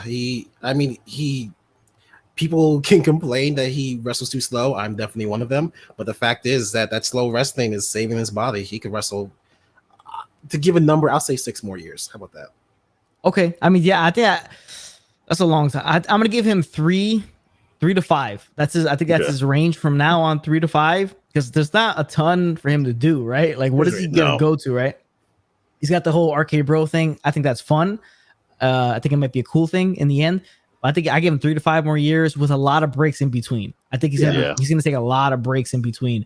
That's what I think about him. I feel sorry for Alexa Bliss. She's trying to make the gimmick work, but she's just a female fiend. Yeah, it's the hand-me-down gimmick. That's the problem. Yeah. Totally problem. But it didn't get bad for me till the Mania match that we were just all confused on. Exactly. Yeah. Like, because when do we get the payoff for that? I know he's having some mental health issues. Bray Wyatt is why he left after that. So we gotta wait a while until we get an actual payoff to that how that whole thing went down. Always Talk Wrestling says Orton said he wants to wrestle for another decade. That's a long ass time. That's a long ass time. Yeah. Even when I say 6, like I imagine last 2 years he'll be a part-timer. So like he hasn't even transitioned to that part-timer role yet. He's still every week. Exactly. Yeah. Once he gets to that part-timer, I think he'll probably extend it out because he's gonna take like long breaks in between, like 6, 7, 8 month breaks in between. Alexa Bliss also break kayfabe on Twitter, and Bray Wyatt doesn't. It's so the Fiend gimmick fits Bray Wyatt more. That's a whole another can of worms there, right? About like people using social media probably the way they probably shouldn't in terms of keeping the character alive. I mean, that's a whole. I personally think they should be the same character on social media unless it has something to do with a charity, something like that. Obviously, you would kind of break character for something like that. But I think in general, when you're talking to fans, I think you should just stay in character. Yeah. Yeah. So I feel like, well, why not just make two social media? Like, if you want to have like Alexa, I forgot her real name, Lexi Kaufman. Have a Lexi Kaufman social media page where you can be Lexi, and then have your Fiend character page where if you follow Lexi, you should know what you're getting. You're getting her.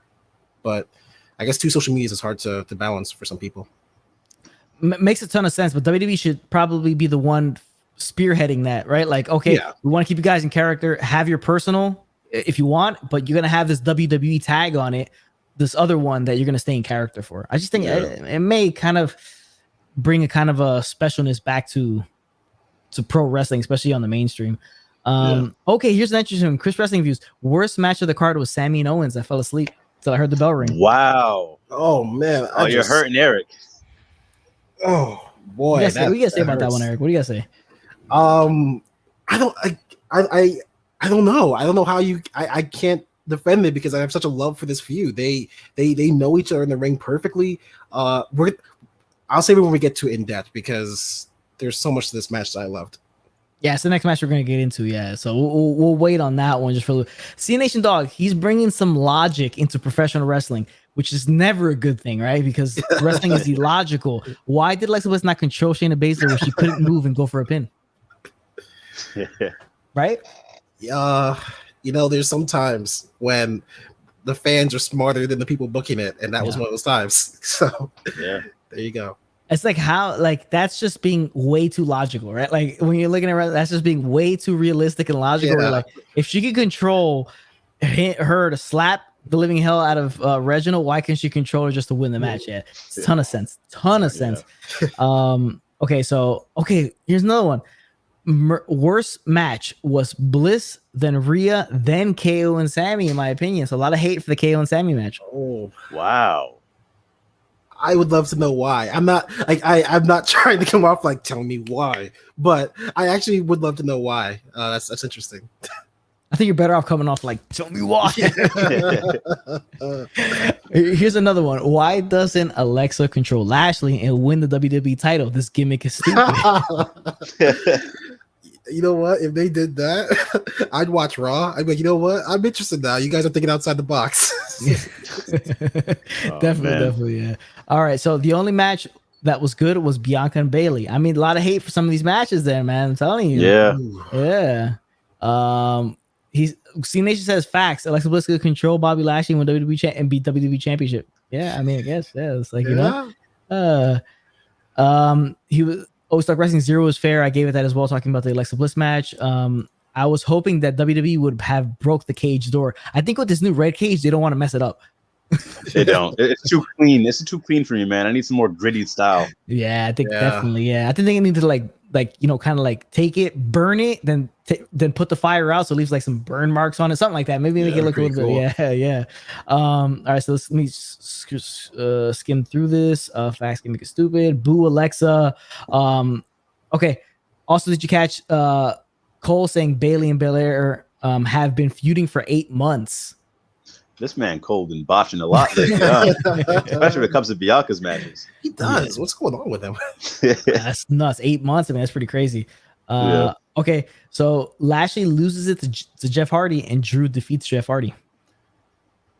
I wouldn't want that. I love Jeff, but he hasn't been built, right? He hasn't been built back up to that status to be able to. I want Lashley versus Balor at Money in the Bank, if I'm being completely honest. Keep Lashley away from Balor. That's when he starts messing up, okay? I know where your head is at. That's cool and all, but Lashley does not work good with Balor. I actually agree with. I really want to see that match. Like if they do Brock versus Lashley, I said that it should not be for the title. If you have Balor take it off him, the Prince, not the Balor clubs for everyone. Let them redeem themselves from that terrible sling blade. They better have 5 sling blades that match to prove that they could do it right, and then I'm hooked. I love the Balor Club for everybody. Chris Wrestling Views. How the hell can you have a Hell in a Cell without breaking the cage door and getting on top and fall off or pushing someone off the cage? I guess since kids watch WWE, want to do it safe. I mean, I think it's just more like the red cage. They don't want to mess it up, kind of thing. Like I think that's more what it is. They just, I don't know. I guess they save that stuff for Shane McMahon. Like you need to be a daredevil character for them to want to do something like that with you. I think that's pretty much it. Yeah. Nubico, hey Nubico, thanks for joining the stream. Rhea's title run has been pretty bad. Shouldn't take the Raw Women's title from Asuka. What do you guys think about Rhea's title run so far? I don't think it's bad on her part. Again, like, they just kind of forget about the title. Like when Asuka was champ, she was never the spotlight. She was never the focus. I want to see Rhea when Charlotte's not in the picture to see if she'll fall out of the spotlight even more, or she'll be able to step up. So we'll see. What about you, Eric? What do you think? I think not hit on the head. Once we see when Charlotte's not in the picture, we'll see if they actually care about the championship. But yeah, it sucks because Asuka didn't get to do anything. They wasted a year with that championship with her. Yeah. So I can't really say if they should or shouldn't have taken it off of her because they never cared. That is true story. Yeah, they have not cared whatsoever. I think personally, Charlotte gets out of the picture. If Rhea's still champ, they got to revamp the entire division from top to bottom and switch everybody up. I think you got to just change everything completely. Orton is 42 years old, says Always Talks Wrestling. So I mean, I would say maybe like I tell him at 3 to 5. I think I'm giving him 3 to 5, and then he's just gone for like a while. Edge and Orton was fantastic. I like Bobby Lashley, but I like Drew McIntyre. Okay, so that's why I called him trash, and I really wanted Drew McIntyre to win the WWE Championship. Walk up to Bobby Lashley, walk up to him and say, "Hey, I like you, but I like Drew McIntyre more, so you're trash." See how he reacts. Always Talks Wrestling. I want Lashley to retain, so we get Lashley versus Brock. Yes. I'm gonna get into that when we get to that match soon, right? Let's get back into the reviews, right? And then we'll try to finish all the comments. Kevin Owens, Sami Zayn. Bill, I'll talk about this match from the chat.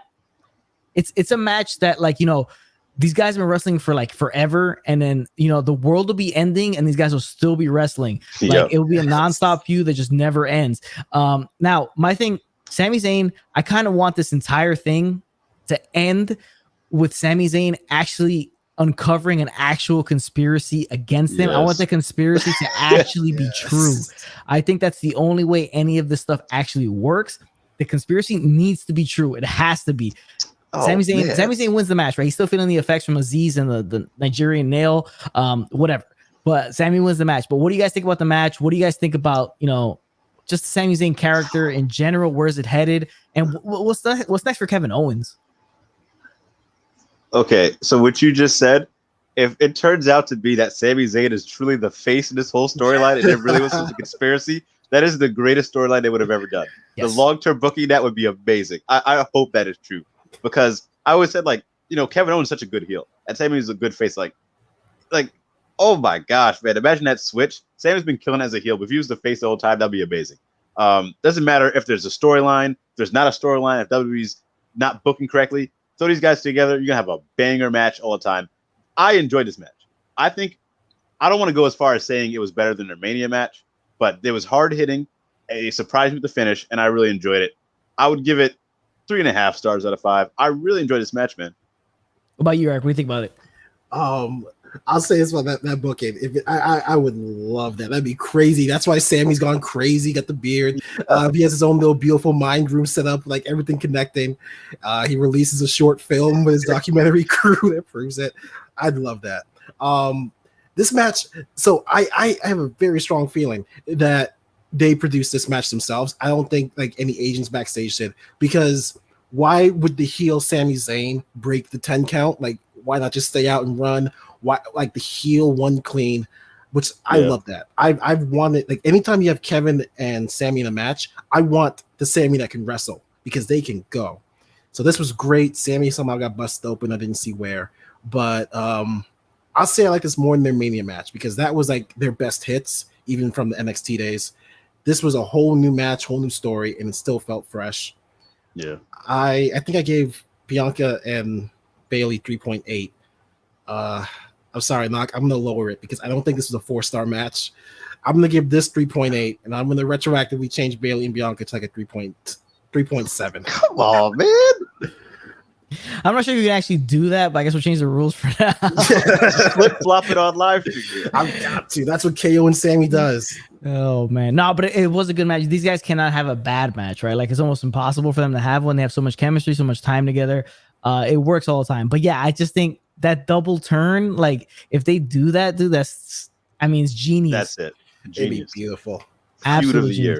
but the reveal has to be like spot on. It has to be like some type of stuff out of like CSI where like all the things point like together. They got to stylize it, make it really cool, edit it really well. Oh my God, this is all working. All the points are hitting. Boom, boom, boom, and boom. The conspiracy is like shown. There it is. The actual conspiracy. The same thing. I think that's the only way I was thinking. If it just ends with him like getting beat and then it's over and then like, oh, okay, the Sami Zayn's done.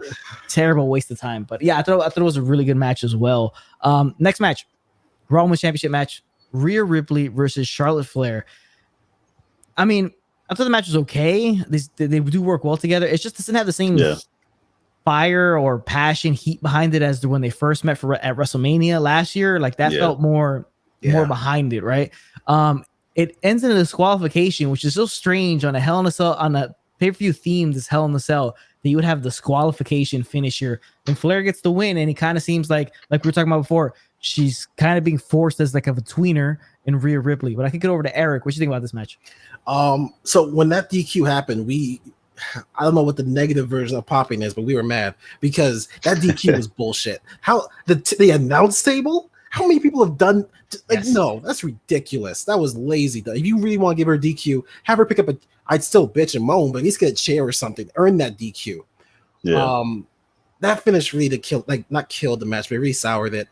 It was a great match between those two. It definitely needed something more, even if, again, it's just like a no holds barred or a last woman standing. I don't think they should have just done the singles. They're obviously going to go at it again, so the next one better not be singles. I think because of the finish, I enjoyed Bianca and Bayley more, so I'll give this 3.6. I think the finish really dropped it for me. Okay, what about you, Eric? I'll give it like a 2. Oh, good. I'll give it like a 2.5 only because of the finish. So coming into this, I felt like everyone in the back got in the huddle and said, let's just beat the shit out of each other this pay-per-view. Because I felt the viciousness. Like, really hitting each other. It wasn't as good as the other matches because they needed to go to the next level. We didn't need to see another singles match between them. We need to see something bigger here. The DQ was bullshit. We've seen people do in other matches way more stuff and get away with it. So be consistent with your ruling here if you're going to do that. The one part Eric did point at me at the end when we were watching the stream was what Charlotte said. Was like she was like, you're learning. And I kind of like that a little bit because it gives another layer to this feud about, Charlotte rubbing off on Rhea and them having that type of like rivalry where like they have that mutual respect a little bit where you learn from her, but you don't really like this girl. So I kind of like that a little bit, but that finish was awful. Yeah, it's a disaster. I mean, like, dude, yeah, you're right. Like, hit off the announce table, like that stuff happens like on Monday Night Raw, like every match and stuff like that. Like, exactly. It never caused the DQ before. So now, with her saying like you're learning, does this maybe think foreshadowing to eventually them becoming a tag team, win tag team titles? Ooh, I don't want to see that. Cool. As heels, I think as heels like that. Yeah. If I'll jump in real quick and say if Rhea isn't Raw Women's Champion, I don't think the singles champion should be tag team champion too. That's just there's too many women for that. Yeah. What do you think, Knock? What do you think if without title being involved, the championship, the main title, them being tag team partners and being tag team champions? I think if it was a different story, it'd be amazing because like when Rhea first debuted in the Mae Young, she looked just like Charlotte. And to see her transformation now to this, it's like just a cool dynamic. They've always been linked to each other some way or how. I like the way of like Charlotte grooming her to be the next person, kind of in a way to be the next. So I don't really want to see them as a tag team. Makes sense. Yeah, it does make sense. I maybe they would do it just to kind of like try to rejolt that tag team titles by having like somebody, two big superstars holding it. I mean, maybe they want to do that, but it's tough. Yeah. All right. So this is an interesting one. These wrestlers are getting paid to be wrestlers. Them not breaking kayfabe should be part of their deal. That's such a tough deal because imagine your job is, I'm trying to think what's a real world application we can put this to. It's just weird to work for someone and then have them tell you how to react in your day-to-day life. True. That's tough. Like if you want to not break kayfabe, like the MJFs of the world, even some other people like I don't think Rosemary ever breaks kayfabe or some of these other supernatural characters, Danhausen. That should be on your personal choice because they are independent contractors, and then they at the end of the day, they want to think about other stuff outside of wrestling too. So I kind of see that perspective, like people going on Twitch trying to do stuff like that, make money or trying to get different movie deals, or whatever. I kind of get that. Yeah, I mean they're all trying to branch out, right, and kind of create multiple streams of income. Totally understandable. if the case was that everybody would be a method actor, right? That's what they would all be. They would all be living it, like, you know, everybody be Daniel Day-Lewis, and they'd just be like, you know, Abe Lincoln for the rest of their life and stuff like that. Right. Oh man, it's tough. It's a tough ask. KO Sammy has happened a million times, and it's gonna happen a million more. Yes, that's where it's at right there. It's gonna keep happening. I mean, it's just inevitable. It's like Thanos of wrestling. It's like gonna keep happening, right, all the time. Cook 318. Hey Cook, thank you for joining. The chat. He says they effed up Alexa's gimmick again. She should have just kept the light out thing. Then the crowd will feel involved when they're back. Guessing about that one. As the first man I've ever heard say they want Alexa Bliss with the lights off.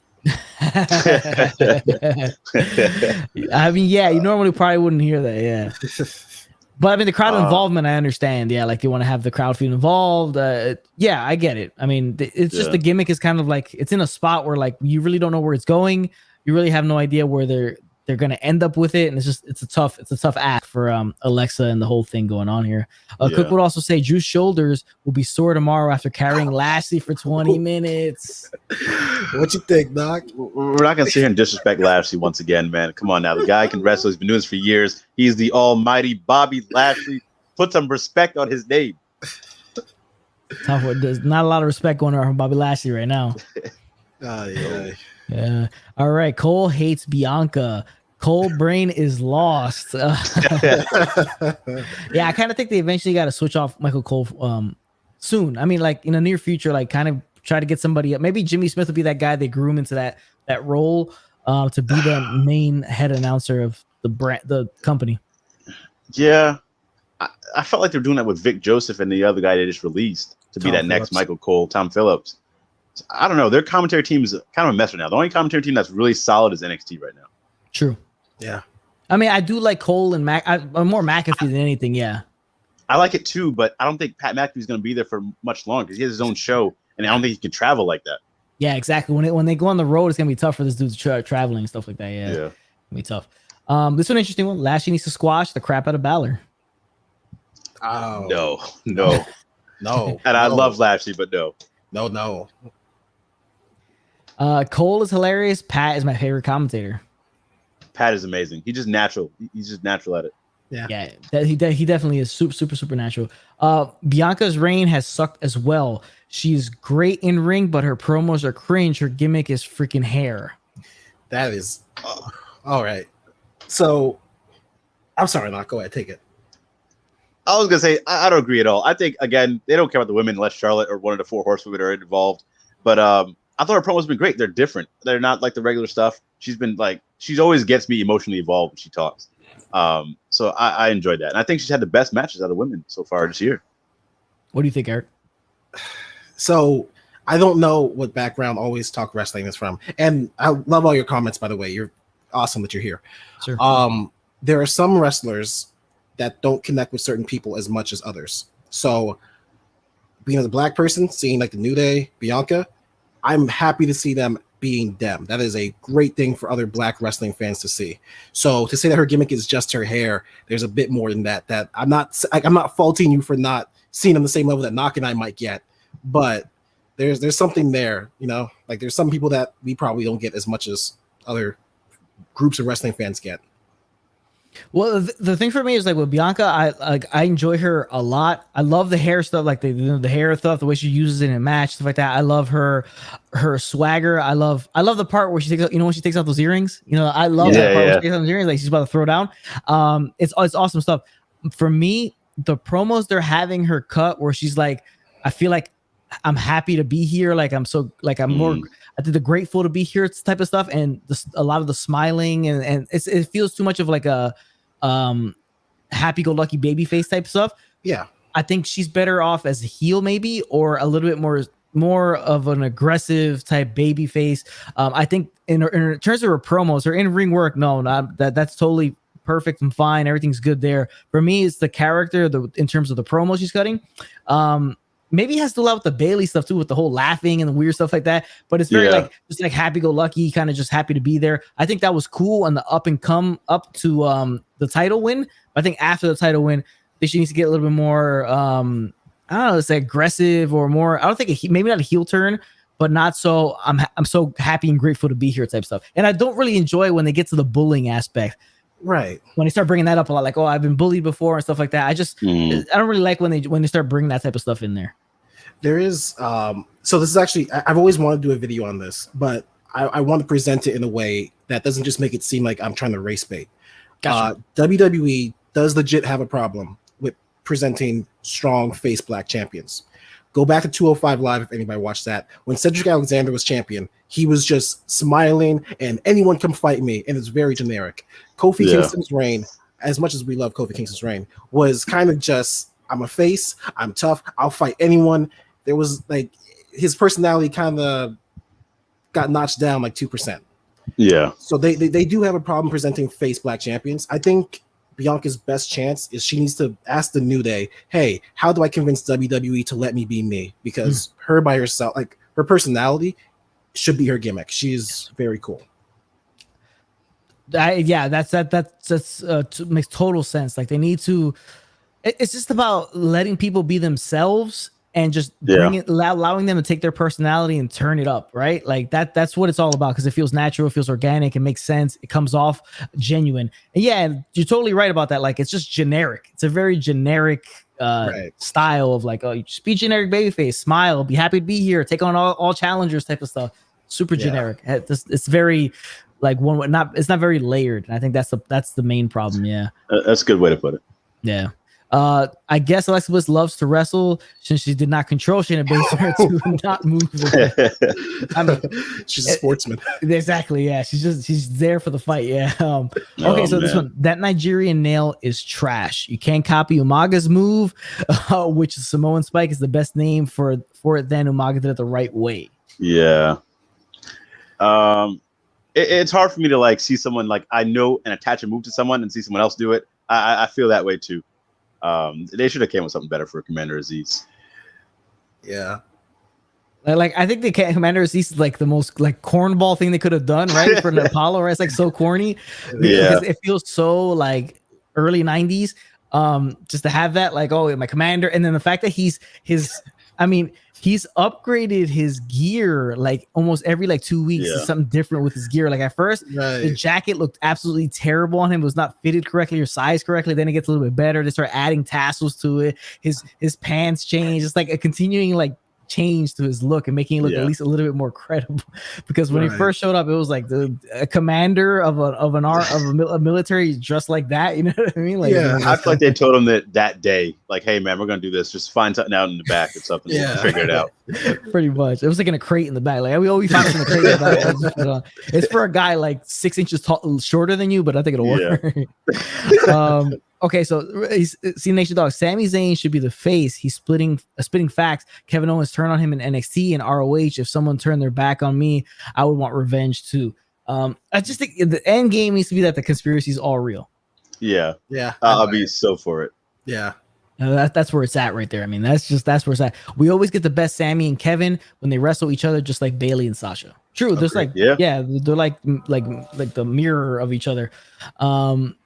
My ratings: Bianca Belair 4 stars, Seth 3.5 stars, Alexa match 0 stars, Sami Zayn 2.75, Rhea match 2 stars, and Lashley versus Drew 5 stars. Wow. Okay.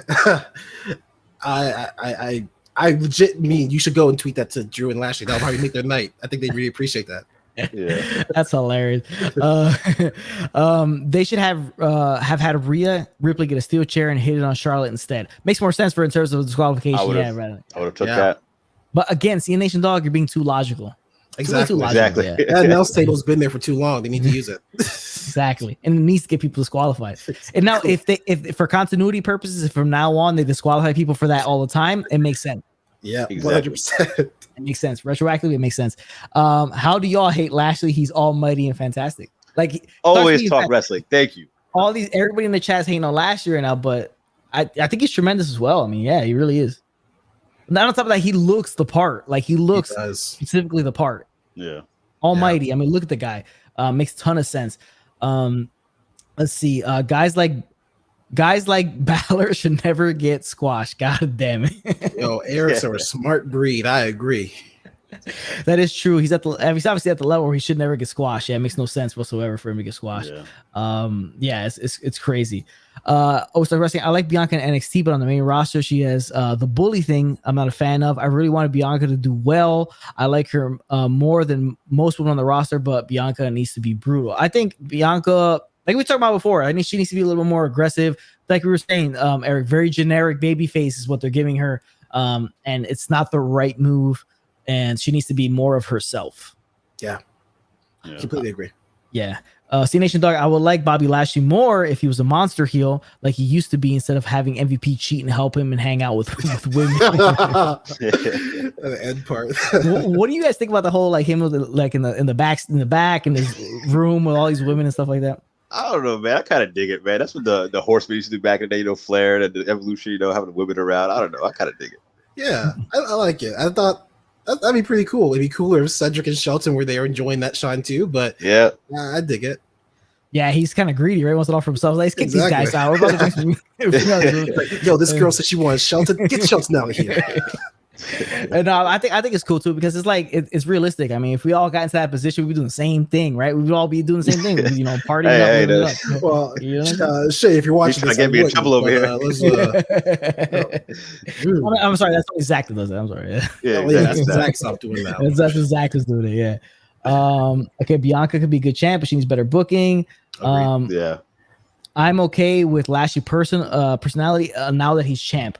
Aziz is hilarious. I mean, yeah, it was like, the way his suit looked in the beginning was just funny looking, man. Yeah, man.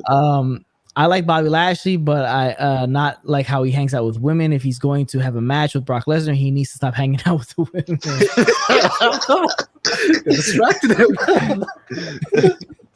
I guess Lashley's jacked. Yeah, that's why he hangs out. That's why women hang out with him, because he's jacked. Exactly. Bobby Lashley is cheating on a lot of women. LOL. Yo, if Ric Flair could do it and get away with it, I mean. Oh man, that's hilarious. All right, so let's get into that match then. Bobby Lashley versus Drew McIntyre, Hell in a Cell match, WWE Championship, the main event. Okay, preface. Talk about this match beforehand. I thought that they made this match the main event, then because for a certain reason, that's why they had Roman Bray on SmackDown. I felt like this match was going to end with something massive and huge coming out at the end of it. But we didn't get that. I thought it was a really, really good match. I really enjoyed it. This to me was my favorite match of the night. I thought it was really, really well done. Minus the ending, but I thought it was logical, the part where the referee gets knocked out, the other referee comes in, and then that's how MVP kind of sneaks his way in. Made sense. It was smartly done. What part that was kind of funny was the part where he got wedged with the kendo stick in the corner of the cage, right? Like, I felt like he could have kind of just went like and just kind of slid down. Right. Yeah. But it is what it is. But I thought it was a really good match. I enjoyed it a lot. I give this one 4 stars. I thought it was really, really fun. I thought it was a good one. These guys work well with each other. The finish, a roll up, a cheap roll up with the tights from a guy that huge doesn't play that well. Because look at this. I mean, he doesn't need to win like that, because just looking at him, he doesn't need to win in that form. He could have just hit. I want to see him use the Dominator again, to be honest with you. He could have the Dominator, dropped him, and then maybe win like that, but it didn't make a ton of sense. Again, it ended just like that. Lashley holding the title, nothing happening at the end. I'll give more thoughts on what I thought should have happened at the end, but I want to get you guys' take on the match first. I'll start with Knock. What do you think? I want to touch on what you said, like him doing a Dominator. Like, I hated when Braun did it. He dropped him. Like, Bobby Lashley would get you and he'd run with it, man. It looks so good. I wish he'd bring that finisher back. And yeah, Bobby doing a roll-up pin looks weird. Like, he's too big to be doing all that, man. Just aesthetically, it doesn't look weird. When I was watching this, me and Eric kept saying, man, this kind of reminds us of the New Day match. New Day versus Usos. A lot of the spots were the same here. The Uranagi into, like, the table this time was like Uranagi into Xavier Woods' knees. They're getting trapped in the corner of the cage there. But again, this is very hard-hitting.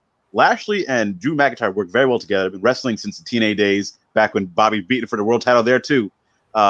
Great match, just a weird ending. I like MVP's involvement, but I was just missing that big moment at the end. I thought, like, remember when Lashley on ECW went through the cage to attack Umaga, man? I was like, damn, that was so cool. And they like bringing back spots like that with they like bringing it back. So I thought they would do it here. I thought it'd been an amazing thing to do, like spear him through or something. Maybe have just like a no one wins, just a 10. They both don't answer the count or something. I don't know, but I would give it a 3 3/4 stars because again they have great chemistry and they work well together. Just the ending was a little lackluster. Totally understand. How about you, Eric? What do you think? This is another match that the finish kind of sucked away from me, because leading up to the finish, there were multiple times when I thought, okay, this is it. This could be the finish right here. So kudos to them on like producing the match like that.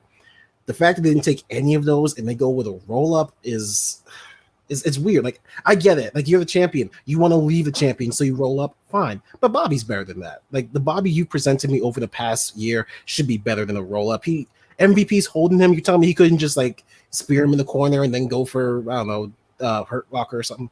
So the finish really sucked, but the rest of it, I'll give him props. Good match.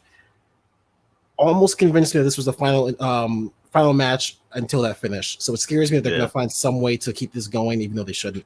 I'm going to agree with Knock, say 3 3/4 because of that finish. They dropped the ball there. Man, I totally understand that the finish is weird, and like you said, Knock, it's aesthetically it's odd, right? He's so huge, like why does he roll? And then like if the guy grabbed my waistband like that, I'd be butt ass naked afterwards. Anyway, to be honest, if that guy grabbing my waistband, I think it's ripping that whole thing off. You know what I'm saying? Like, it's nuts, but it doesn't make a ton of sense. Like, because it's like, if it's kind of tone deaf, you're just like, look at the size of this dude. Why does he need to roll somebody up and grab their tights? That's not really like a monster heel move. It's more like the chicken shit heel who does type of stuff like that. Doesn't make a ton of sense. But when it comes to the finish, I felt like after the finish, I'm sorry, the end of the show, I thought they got Roman off the show for that specific reason, that something was going to come out, somebody was going to happen, Brock Lesnar or something like that, set up for SummerSlam.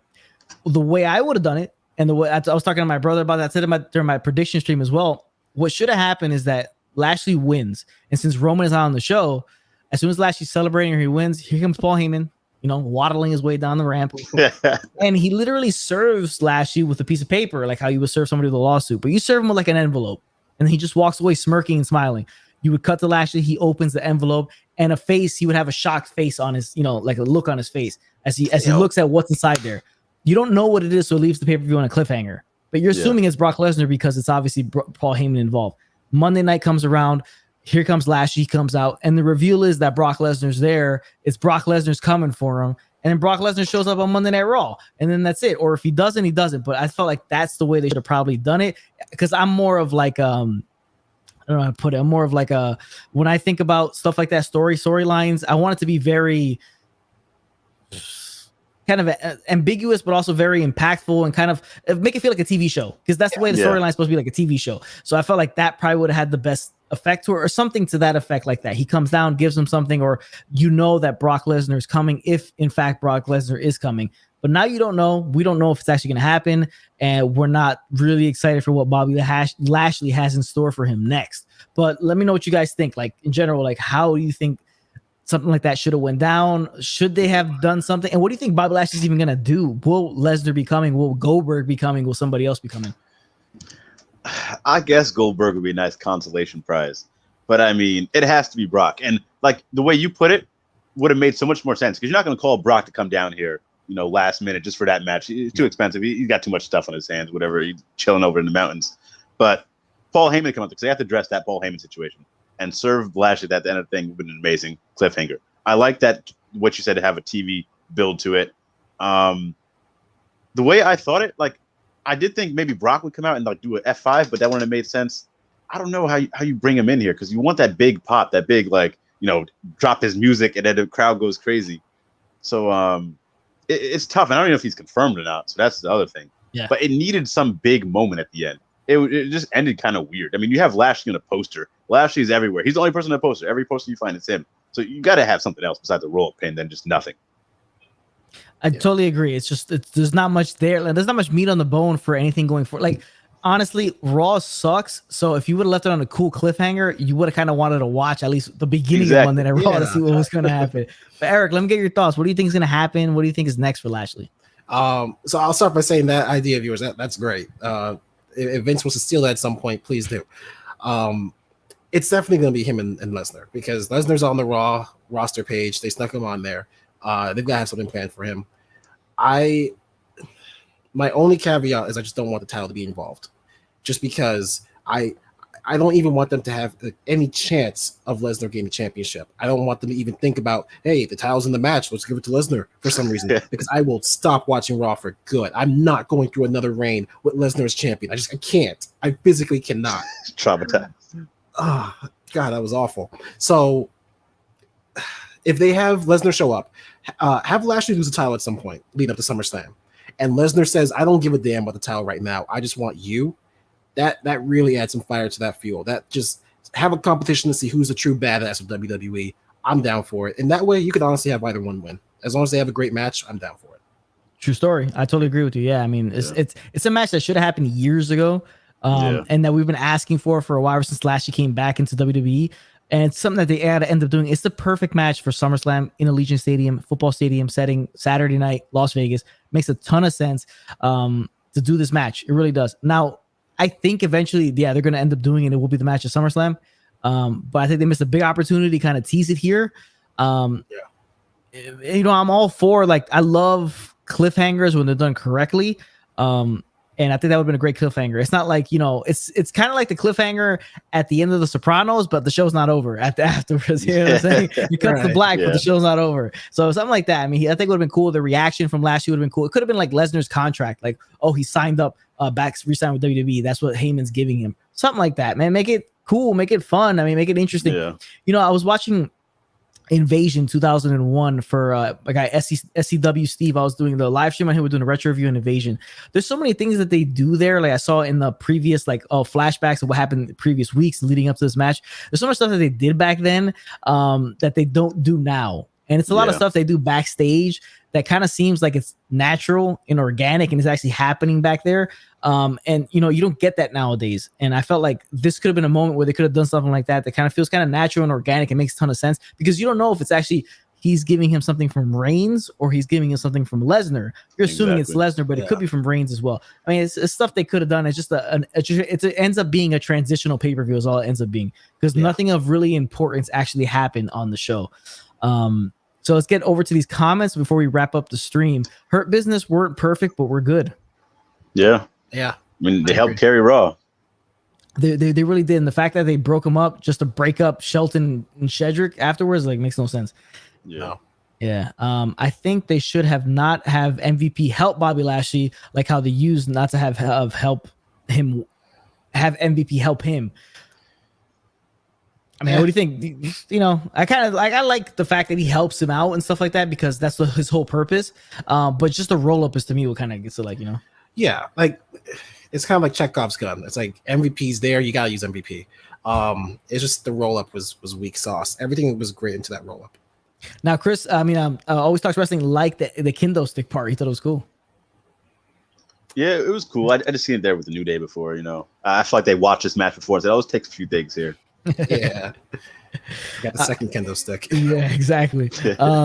You see, Nation Dog would say they had 6 matches on Hell in a Cell 2021. Only one babyface won. You counting Sami Zayn? That is true. It may be more if Sami Zayn comes out as a babyface and all this, which I really hope they do. I mean, I find this funny, and I'm not sure if he misspelled this or if he's trying to say something about Cesaro. Okay, so the first time you put it, I thought that was a cool way of saying Seth and Cesaro. Yeah. Which I might steal from that one, but damn, that's if it is a thing, that's a burn. So it seems like, right? I'm assuming that's what he means like that. I wanted to spear through the cage. I feel like they just don't want to mess this cage up. That's what it feels like. Yeah. Like it's cost effective not to mess it up.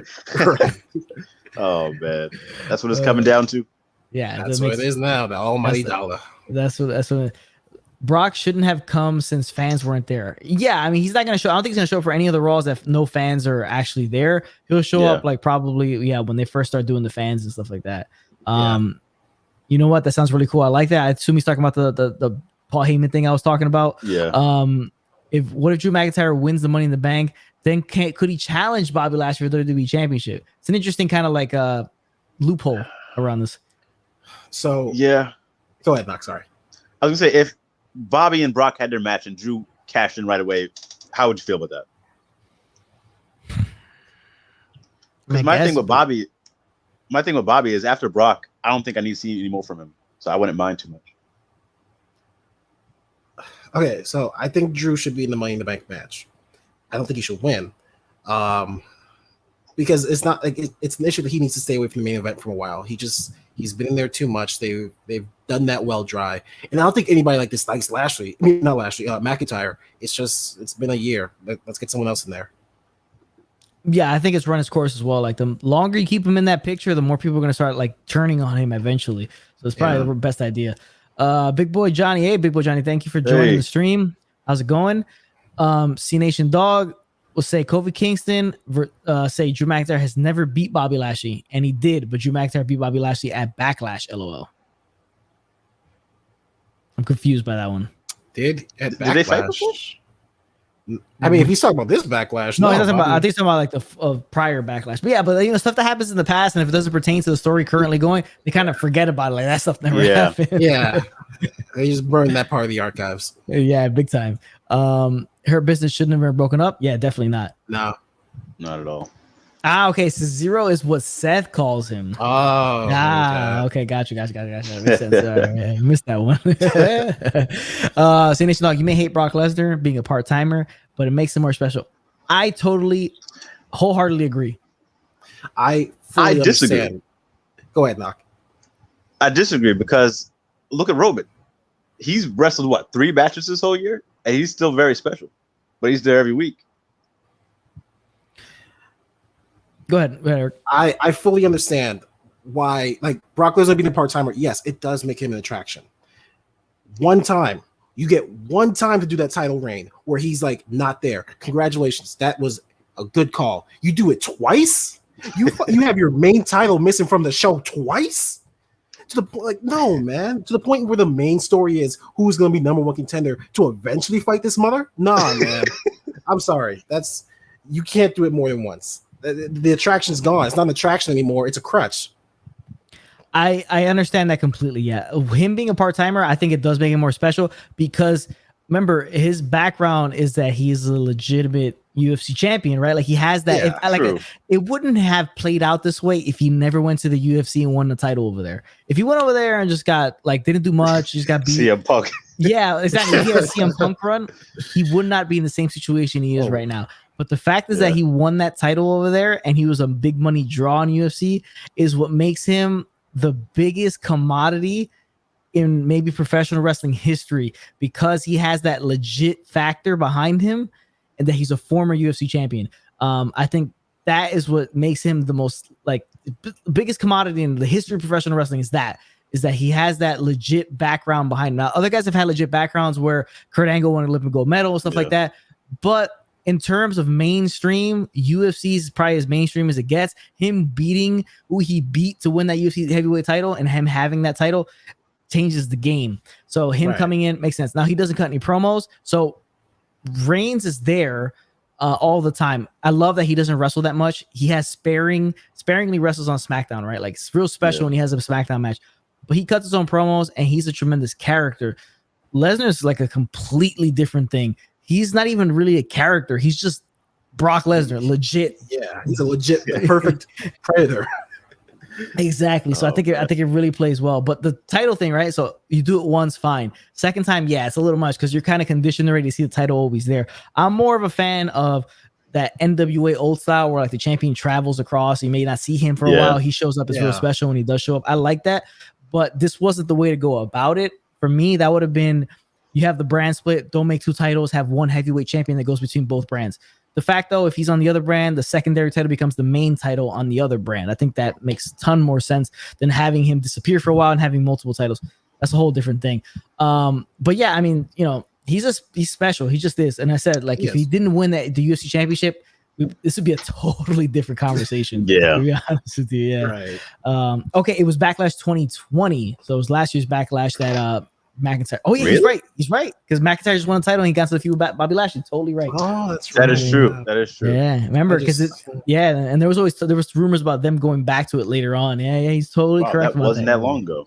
Yeah. Okay. It's Backlash, so it's like kind of just block it out sometimes. Yeah, exactly. He said, I agree. I think they should not have Brock Lesnar have a long title reign as a part-timer twice. Yeah. The second time it's it's not the right way to kind of go about it.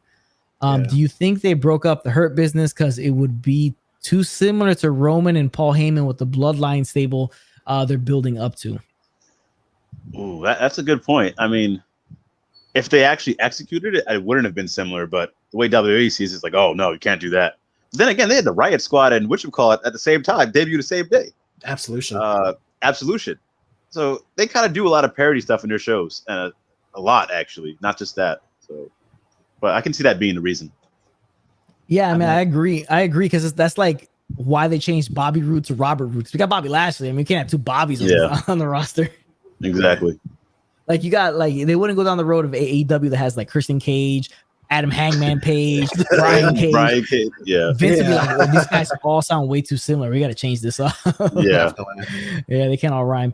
All right, get to the last few comments here. A new star wins Money in the Bank 2021. Reality Brock Lesnar wins 2021 Money in the Bank by running in. Oh my gosh. You jinxed it. I spent all night, including our watch along, not saying that because I did not want that in the universe. You jinxed it.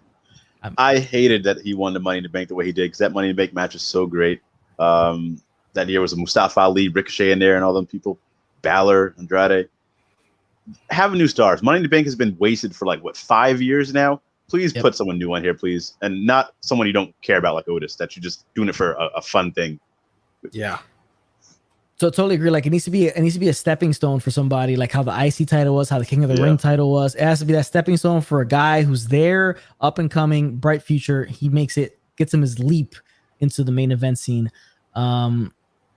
See this Roman Reigns versus Bobby Lashley Survivor Series would be fire. It would. I mean, if they hold the title on him eventually and do it, because Roman versus Drew McIntyre was awesome. Like that whole build up to that contract signing, great stuff. Like going up into it, and I thought the match was great as well. So this could be awesome as well. Let's see if he holds on to the title till then. AJ needs to be in the title picture. Cesaro or Sami or Damian Priest should win. If he's talking about Money in the Bank there. Mm-hmm. Yeah. I wouldn't mind seeing AJ back in the title picture though. I do miss that. Me too. Yeah. Yeah. How long you see him being tag team champion with Omos? I don't know because it was never supposed to happen. He kind of just did it, and they haven't really done much since being champs. I'll give him another few months, honestly, but they should drop the belt soon. Now, what do you think about the tease where they have Omos choking out Drew McIntyre at Monday Night Raw? Like that's the tease right there. They give you the tease where he choking him down and he's trying to break it, but he can't, and then they tag him out eventually. Like Omos, it's there's a tease right there building. Yeah. Yeah. Nobody's too excited about that one. It's because Omos is so green right now. Yeah. That's really that's the main thing. Yeah, that's the only problem. Is they pushed go on him before they really should have. He's not ready to go in the ring against anyone besides New Day. I don't want another Khali situation. Oh man. Yeah, definitely not. Yeah, it has not been good. I would like to see Seth Rollins win a champion again. He hasn't been champion since March 2020. I think in the new iteration of him, yes. I don't want to see him go babyface again. I don't think he's that good of a babyface. I think he's a better heel. I think his current iteration, I think yes, he should have another championship run, but not beating Roman Reigns. No. Yeah. I guess a mid card belt. Be nice to see him do the IC belt as a heel this time. Yeah. Yeah, I think it'll be pretty cool. I would like to see Keith Lee win Money in the Bank. If he was around right now, he'd be my favorite. Like he was my favorite for the Royal Rumble, and that's when he disappeared. But if he was around right now at this moment in time, he would be my favorite to win that title. That'd be so cool. So where's Damian Priest been though? That's another guy. Like he's another guy who's kind of disappeared after the zombie thing. I guess they want to get him as far away from the zombies so people kind of forget about him and they bring him back. Yeah. I always talk about what's so special about Omos is something I don't know. Like he has no charisma. It's just size. That's all it is. And you can't teach that. Yeah, you can't teach that. You cannot teach size. The dude is a massive dude, and that's all there is to it. That's all there. We've seen it so many times before, where just massive dudes get these shots because just this is their size. I would like to see AJ Styles and Omos versus Apollo Crews and Commander. Oh man, I said this on a stream. That'd be great. Oh man! Oh my god! 5-star match anywhere in the country. Exactly. Yeah. WrestleMania main event. Yeah, there you go. Yeah. Okay, Seth is too decorated. Now I hope you don't mean about his attire, his suits and stuff. This was a really decorated, heavy suits. But I mean, he's talking about his decoration. He's decorated a champion. So I guess right. Nah, I think he has another couple title runs left. He's still, young and everything like that. He's still got long. He's gonna be a WWE lifer. You could just tell when like you see a guy, that guy's a lifer in WWE. He's from a now company on. man. Yeah, he definitely. is. Yeah. Keith Lee would be cool, but I think Keith Lee is US champ. Makes sense, yeah. He's supposed to be. Definitely. If he didn't disappear, he's supposed to be. Seth Rollins could go for the SmackDown Tag Team Champions because he would hold every title on the main roster besides 24/7. That one's not even safe either. He could win that one as well. I want to see somebody big win that thing and just destroy it after they win it. Yeah. I mean, imagine the title was held by Bad Bunny. And he just literally was like, "Oh, okay, R-Truth, yeah, you can have That's it." True. Right. I wouldn't want to be Seth Rollins' tag team partner. Every time he has a partner, they leave the company. Oh, look back at it. That is true. I mean, Jason Jordan's in a pretty cushy position right now. He's looking like he might take over the show backstage. Oh man. Yeah, he's gonna get the pencil soon. So let me see. Always talks about not a tire. Okay, sorry. See, not talking about the tire. Got you. AJ Styles and Apollo Crews will carry the match. Yeah, that tag team match. Hell yeah. I mean, these guys would be outside of the maybe just hanging around on the outside for the majority of the match, but these guys do all the work. Right. Seth will win all titles at least twice at this point. So yeah, he'll match the Miz as being a 2-time Grand Slam champion. Yeah. Oh, that'd be cool. Yeah, I think so. I still can't believe the Miz is the only guy who's like a 2-time. That's insane. Yeah. Imagine Omos winning it and then he tears the belt. That's the best thing for the belt right now. Just end it. Yeah, 24/7. They just gotta get rid of it. Yeah. Like I heard during my prediction stream, somebody said it would be cool if they brought back the hardcore title. Oh no, I was doing the invasion thing because the hardcore title was on the line in that retro review, and they said it would be cool if they bring it back and get rid of 24/7. I'd be like, that's cool if they would do it, but it would have to be like the spinner belt broken up. Like, you know how the original hardcore was the wing eagle that was all cracked and broken? This one would have to be the spinner and it'd be all cracked and broken. I think that would be pretty cool if they did that. That'd be kind of cool. Change it. I'd buy that. Yeah. Yeah. And it kind of still spun a little bit like little pieces of it. Yeah. Like that. That'd be pretty cool. Yeah. I think that'd be pretty cool. Roman Reigns may get released since every partner Seth Rollins is This is all this is the conspiracy Sami Zayn uncovers. Yeah, definitely. Yeah. Oh man, future Roman Reigns, future endeavor. I'm like, oh man. Yeah. Apollo and AJ have charisma, unlike the big dudes. Definitely. I mean, they're just there because of their size. I mean, that's just what it is. Yeah. All right. So as we finish up the stream, last question. Give me your guys' rating of the pay-per-view as a whole out of 5. I'll start with Eric first. I'm gonna give it the same thing I gave In Your House, 3.75, because it was a baseline transitional pay-per-view. It was solid. There was nothing exceptional. I really thought we were gonna see Becky or Brock come back, but we got Jack. It just is what it is. It was an easy show to stream, 3 hours in some like less than 3 hours. So it's easy. It's easier than getting through an episode of Monday Night Raw. So that's all you can really ask for nowadays. All right. What about you, Knock? What do you think? What would you grade the pay-per-view as a whole? I'm gonna go 2 3/4 stars because Peacock fucking sucks. It does. There was no big surprise. I'm looking at the pay-per-view as a whole. I needed like something else to really push me over the edge to get it to like, oh, this was a great pay-per-view. It was just solid, good matches, and it was a breeze. It was a quick, nice, easy watch. So I could watch this again. But 2.75 stars. Yeah, I'm gonna give it like a solid like 3.25 or whatever the hell Meltzer gives this type of stuff. Something in that range because this is just a transitional. If something would have happened at the end of it, it would have been 20 times more sense as to making this pay-per-view mean actually something. In the end, it doesn't mean much of anything. It's like a holding pattern until Money in the Bank. It's just I'm not a huge fan of that type of stuff. But I said I was gonna finish. There's a couple things in the chat, especially one thing that I gotta get to. This one last thing. All right, so let's real quick. Did you know Seth Rollins has been WWE Universal Royal Rumble winner, Money in the Bank winner, IC, US, Raw Tag Team, SmackDown Tag Team, NXT, and 3-time double champion? And the guy's decorated as hell, drip to the nines. It's nuts. Always Starts Wrestling 6.75 out of 10. Yeah, we're doing it. He asked later on, what's your rating out of 10? No, out of 5. So if you want to change it to out of 5, we do it out of 5. Let me see. This one right here. Rated loves big guys though. God, this guy, bro. I'll tell you, Eric is the guy who hates. If you're over 6'5", Eric hates you. Damn, man. I mean, you know what?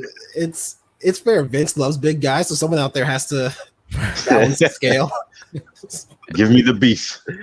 You know what I'm saying? Like, to me, it's like I understand the look aspect and how the guy has to look the part. right? And like, where's your hate on Lashley, Eric? Where's your hate on McIntyre, Eric? These guys look the part. They look the part of a mega superstar. I mean, what's his name? John Morrison said this as well. Like when he was on the Independents before he come back to WWE, they talk about guys like Kevin Owens. Like these guys don't look like the guys that are professional wrestlers.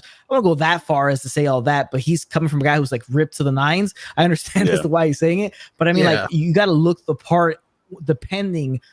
Like Kevin Owens can get away with it because he's the exception to the rule. He's the different guy. He's like different look. He's the outlier. He's, he has certain things he brings to the table. With certain other guys, the look is what gets them to the dance, right? Yeah. And if they can keep going from there and evolve, it makes sense. But man, Eric, screw you, man. All right, so let me see. Okay, so Stuck Wrestling, I say 3.25 out of 5 as well. Yeah, I mean it's about sense. Ryan Awesome, my guy Ryan Awesome. What's up, Ryan? He say 3 out of 5. Let me see. Couple last things here. I messed up. Seth Rollins never held the SmackDown Tag Team Champ. Yes, the one thing he's missing is that belt and 24/7. Seth and Sami for the SmackDown Tag titles. What you think about Seth and Sami? Ooh, I'd be down. I'd be worried about Sami going forward, but I'd be down. It'd be pretty cool, right? I think it'd be pretty cool. Like if the conspiracy is all correct, it's all true. Seth could be that guy who Sami, or Seth could be the guy that uncovers the conspiracy, helps Sami uncover the conspiracy, and that's how they form a tag team together or something like that. Maybe that'd be pretty cool. that'd be kind of cool. Seth Rollins, Sami should be SmackDown Tag Team Champions. Their name be Embrace the Conspiracy. Actually pretty clever. It's actually pretty clever. Yeah. Eric, I'm okay with those guys and Keith Lee, but F Omos and Khali. Man, Eric, man. I'll tell you that. Eric, F you, man. Always hating on these guys. But that's a review. We went extremely longer than we normally do, 2 hours. I do appreciate Knock and Eric spending this time with me, spending this time with the chat, everybody here. I appreciate everybody, the super active chat that we had today. Always Talk Wrestling, C Nation Dog, everybody else involved. Love it. Appreciate the interaction in the community. And again, thank you guys again for joining me and spending 2 hours with me and reviewing this show that was just a transitional pay-per-view, but we spent way more time than we normally do. But get used to Eric, Knock, and Zach as well being on these live streams with me for the reviews, because these will be my guys. If they're able to, each time there's a pay-per-view, we'll review it together, hopefully. And again, follow West Coast Pop, my main guys. So I do a lot of collabs with these guys. We got the Shawn Michaels video, watch along, watch all their stuff they got there.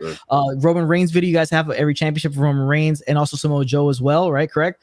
Yes. You guys got those things out there. Yeah. Make sure you check out those videos. All the videos are dropping to a lot of different things, wrestling related, pop culture related, gaming related. So make sure you check out their channel if you haven't already. Appreciate these guys for jumping in. Always Talk Wrestling. Stream was fire. Thank you, brother. I appreciate it, man. Really do enjoy it. Love all the questions you guys had and all the comments, stuff like that. And that was a review, reactions, Hell in the Cell. Catch you guys on the next one. I mean, I guess enjoy Monday Night Raw, but can you really tomorrow? Like, I don't know, man. That's Zach's territory. I'm watching Dark Elevation. There you go. Love it. Thank you guys again. And I guess just skip Raw tomorrow, whatever. We'll catch you guys on the next one. Appreciate it.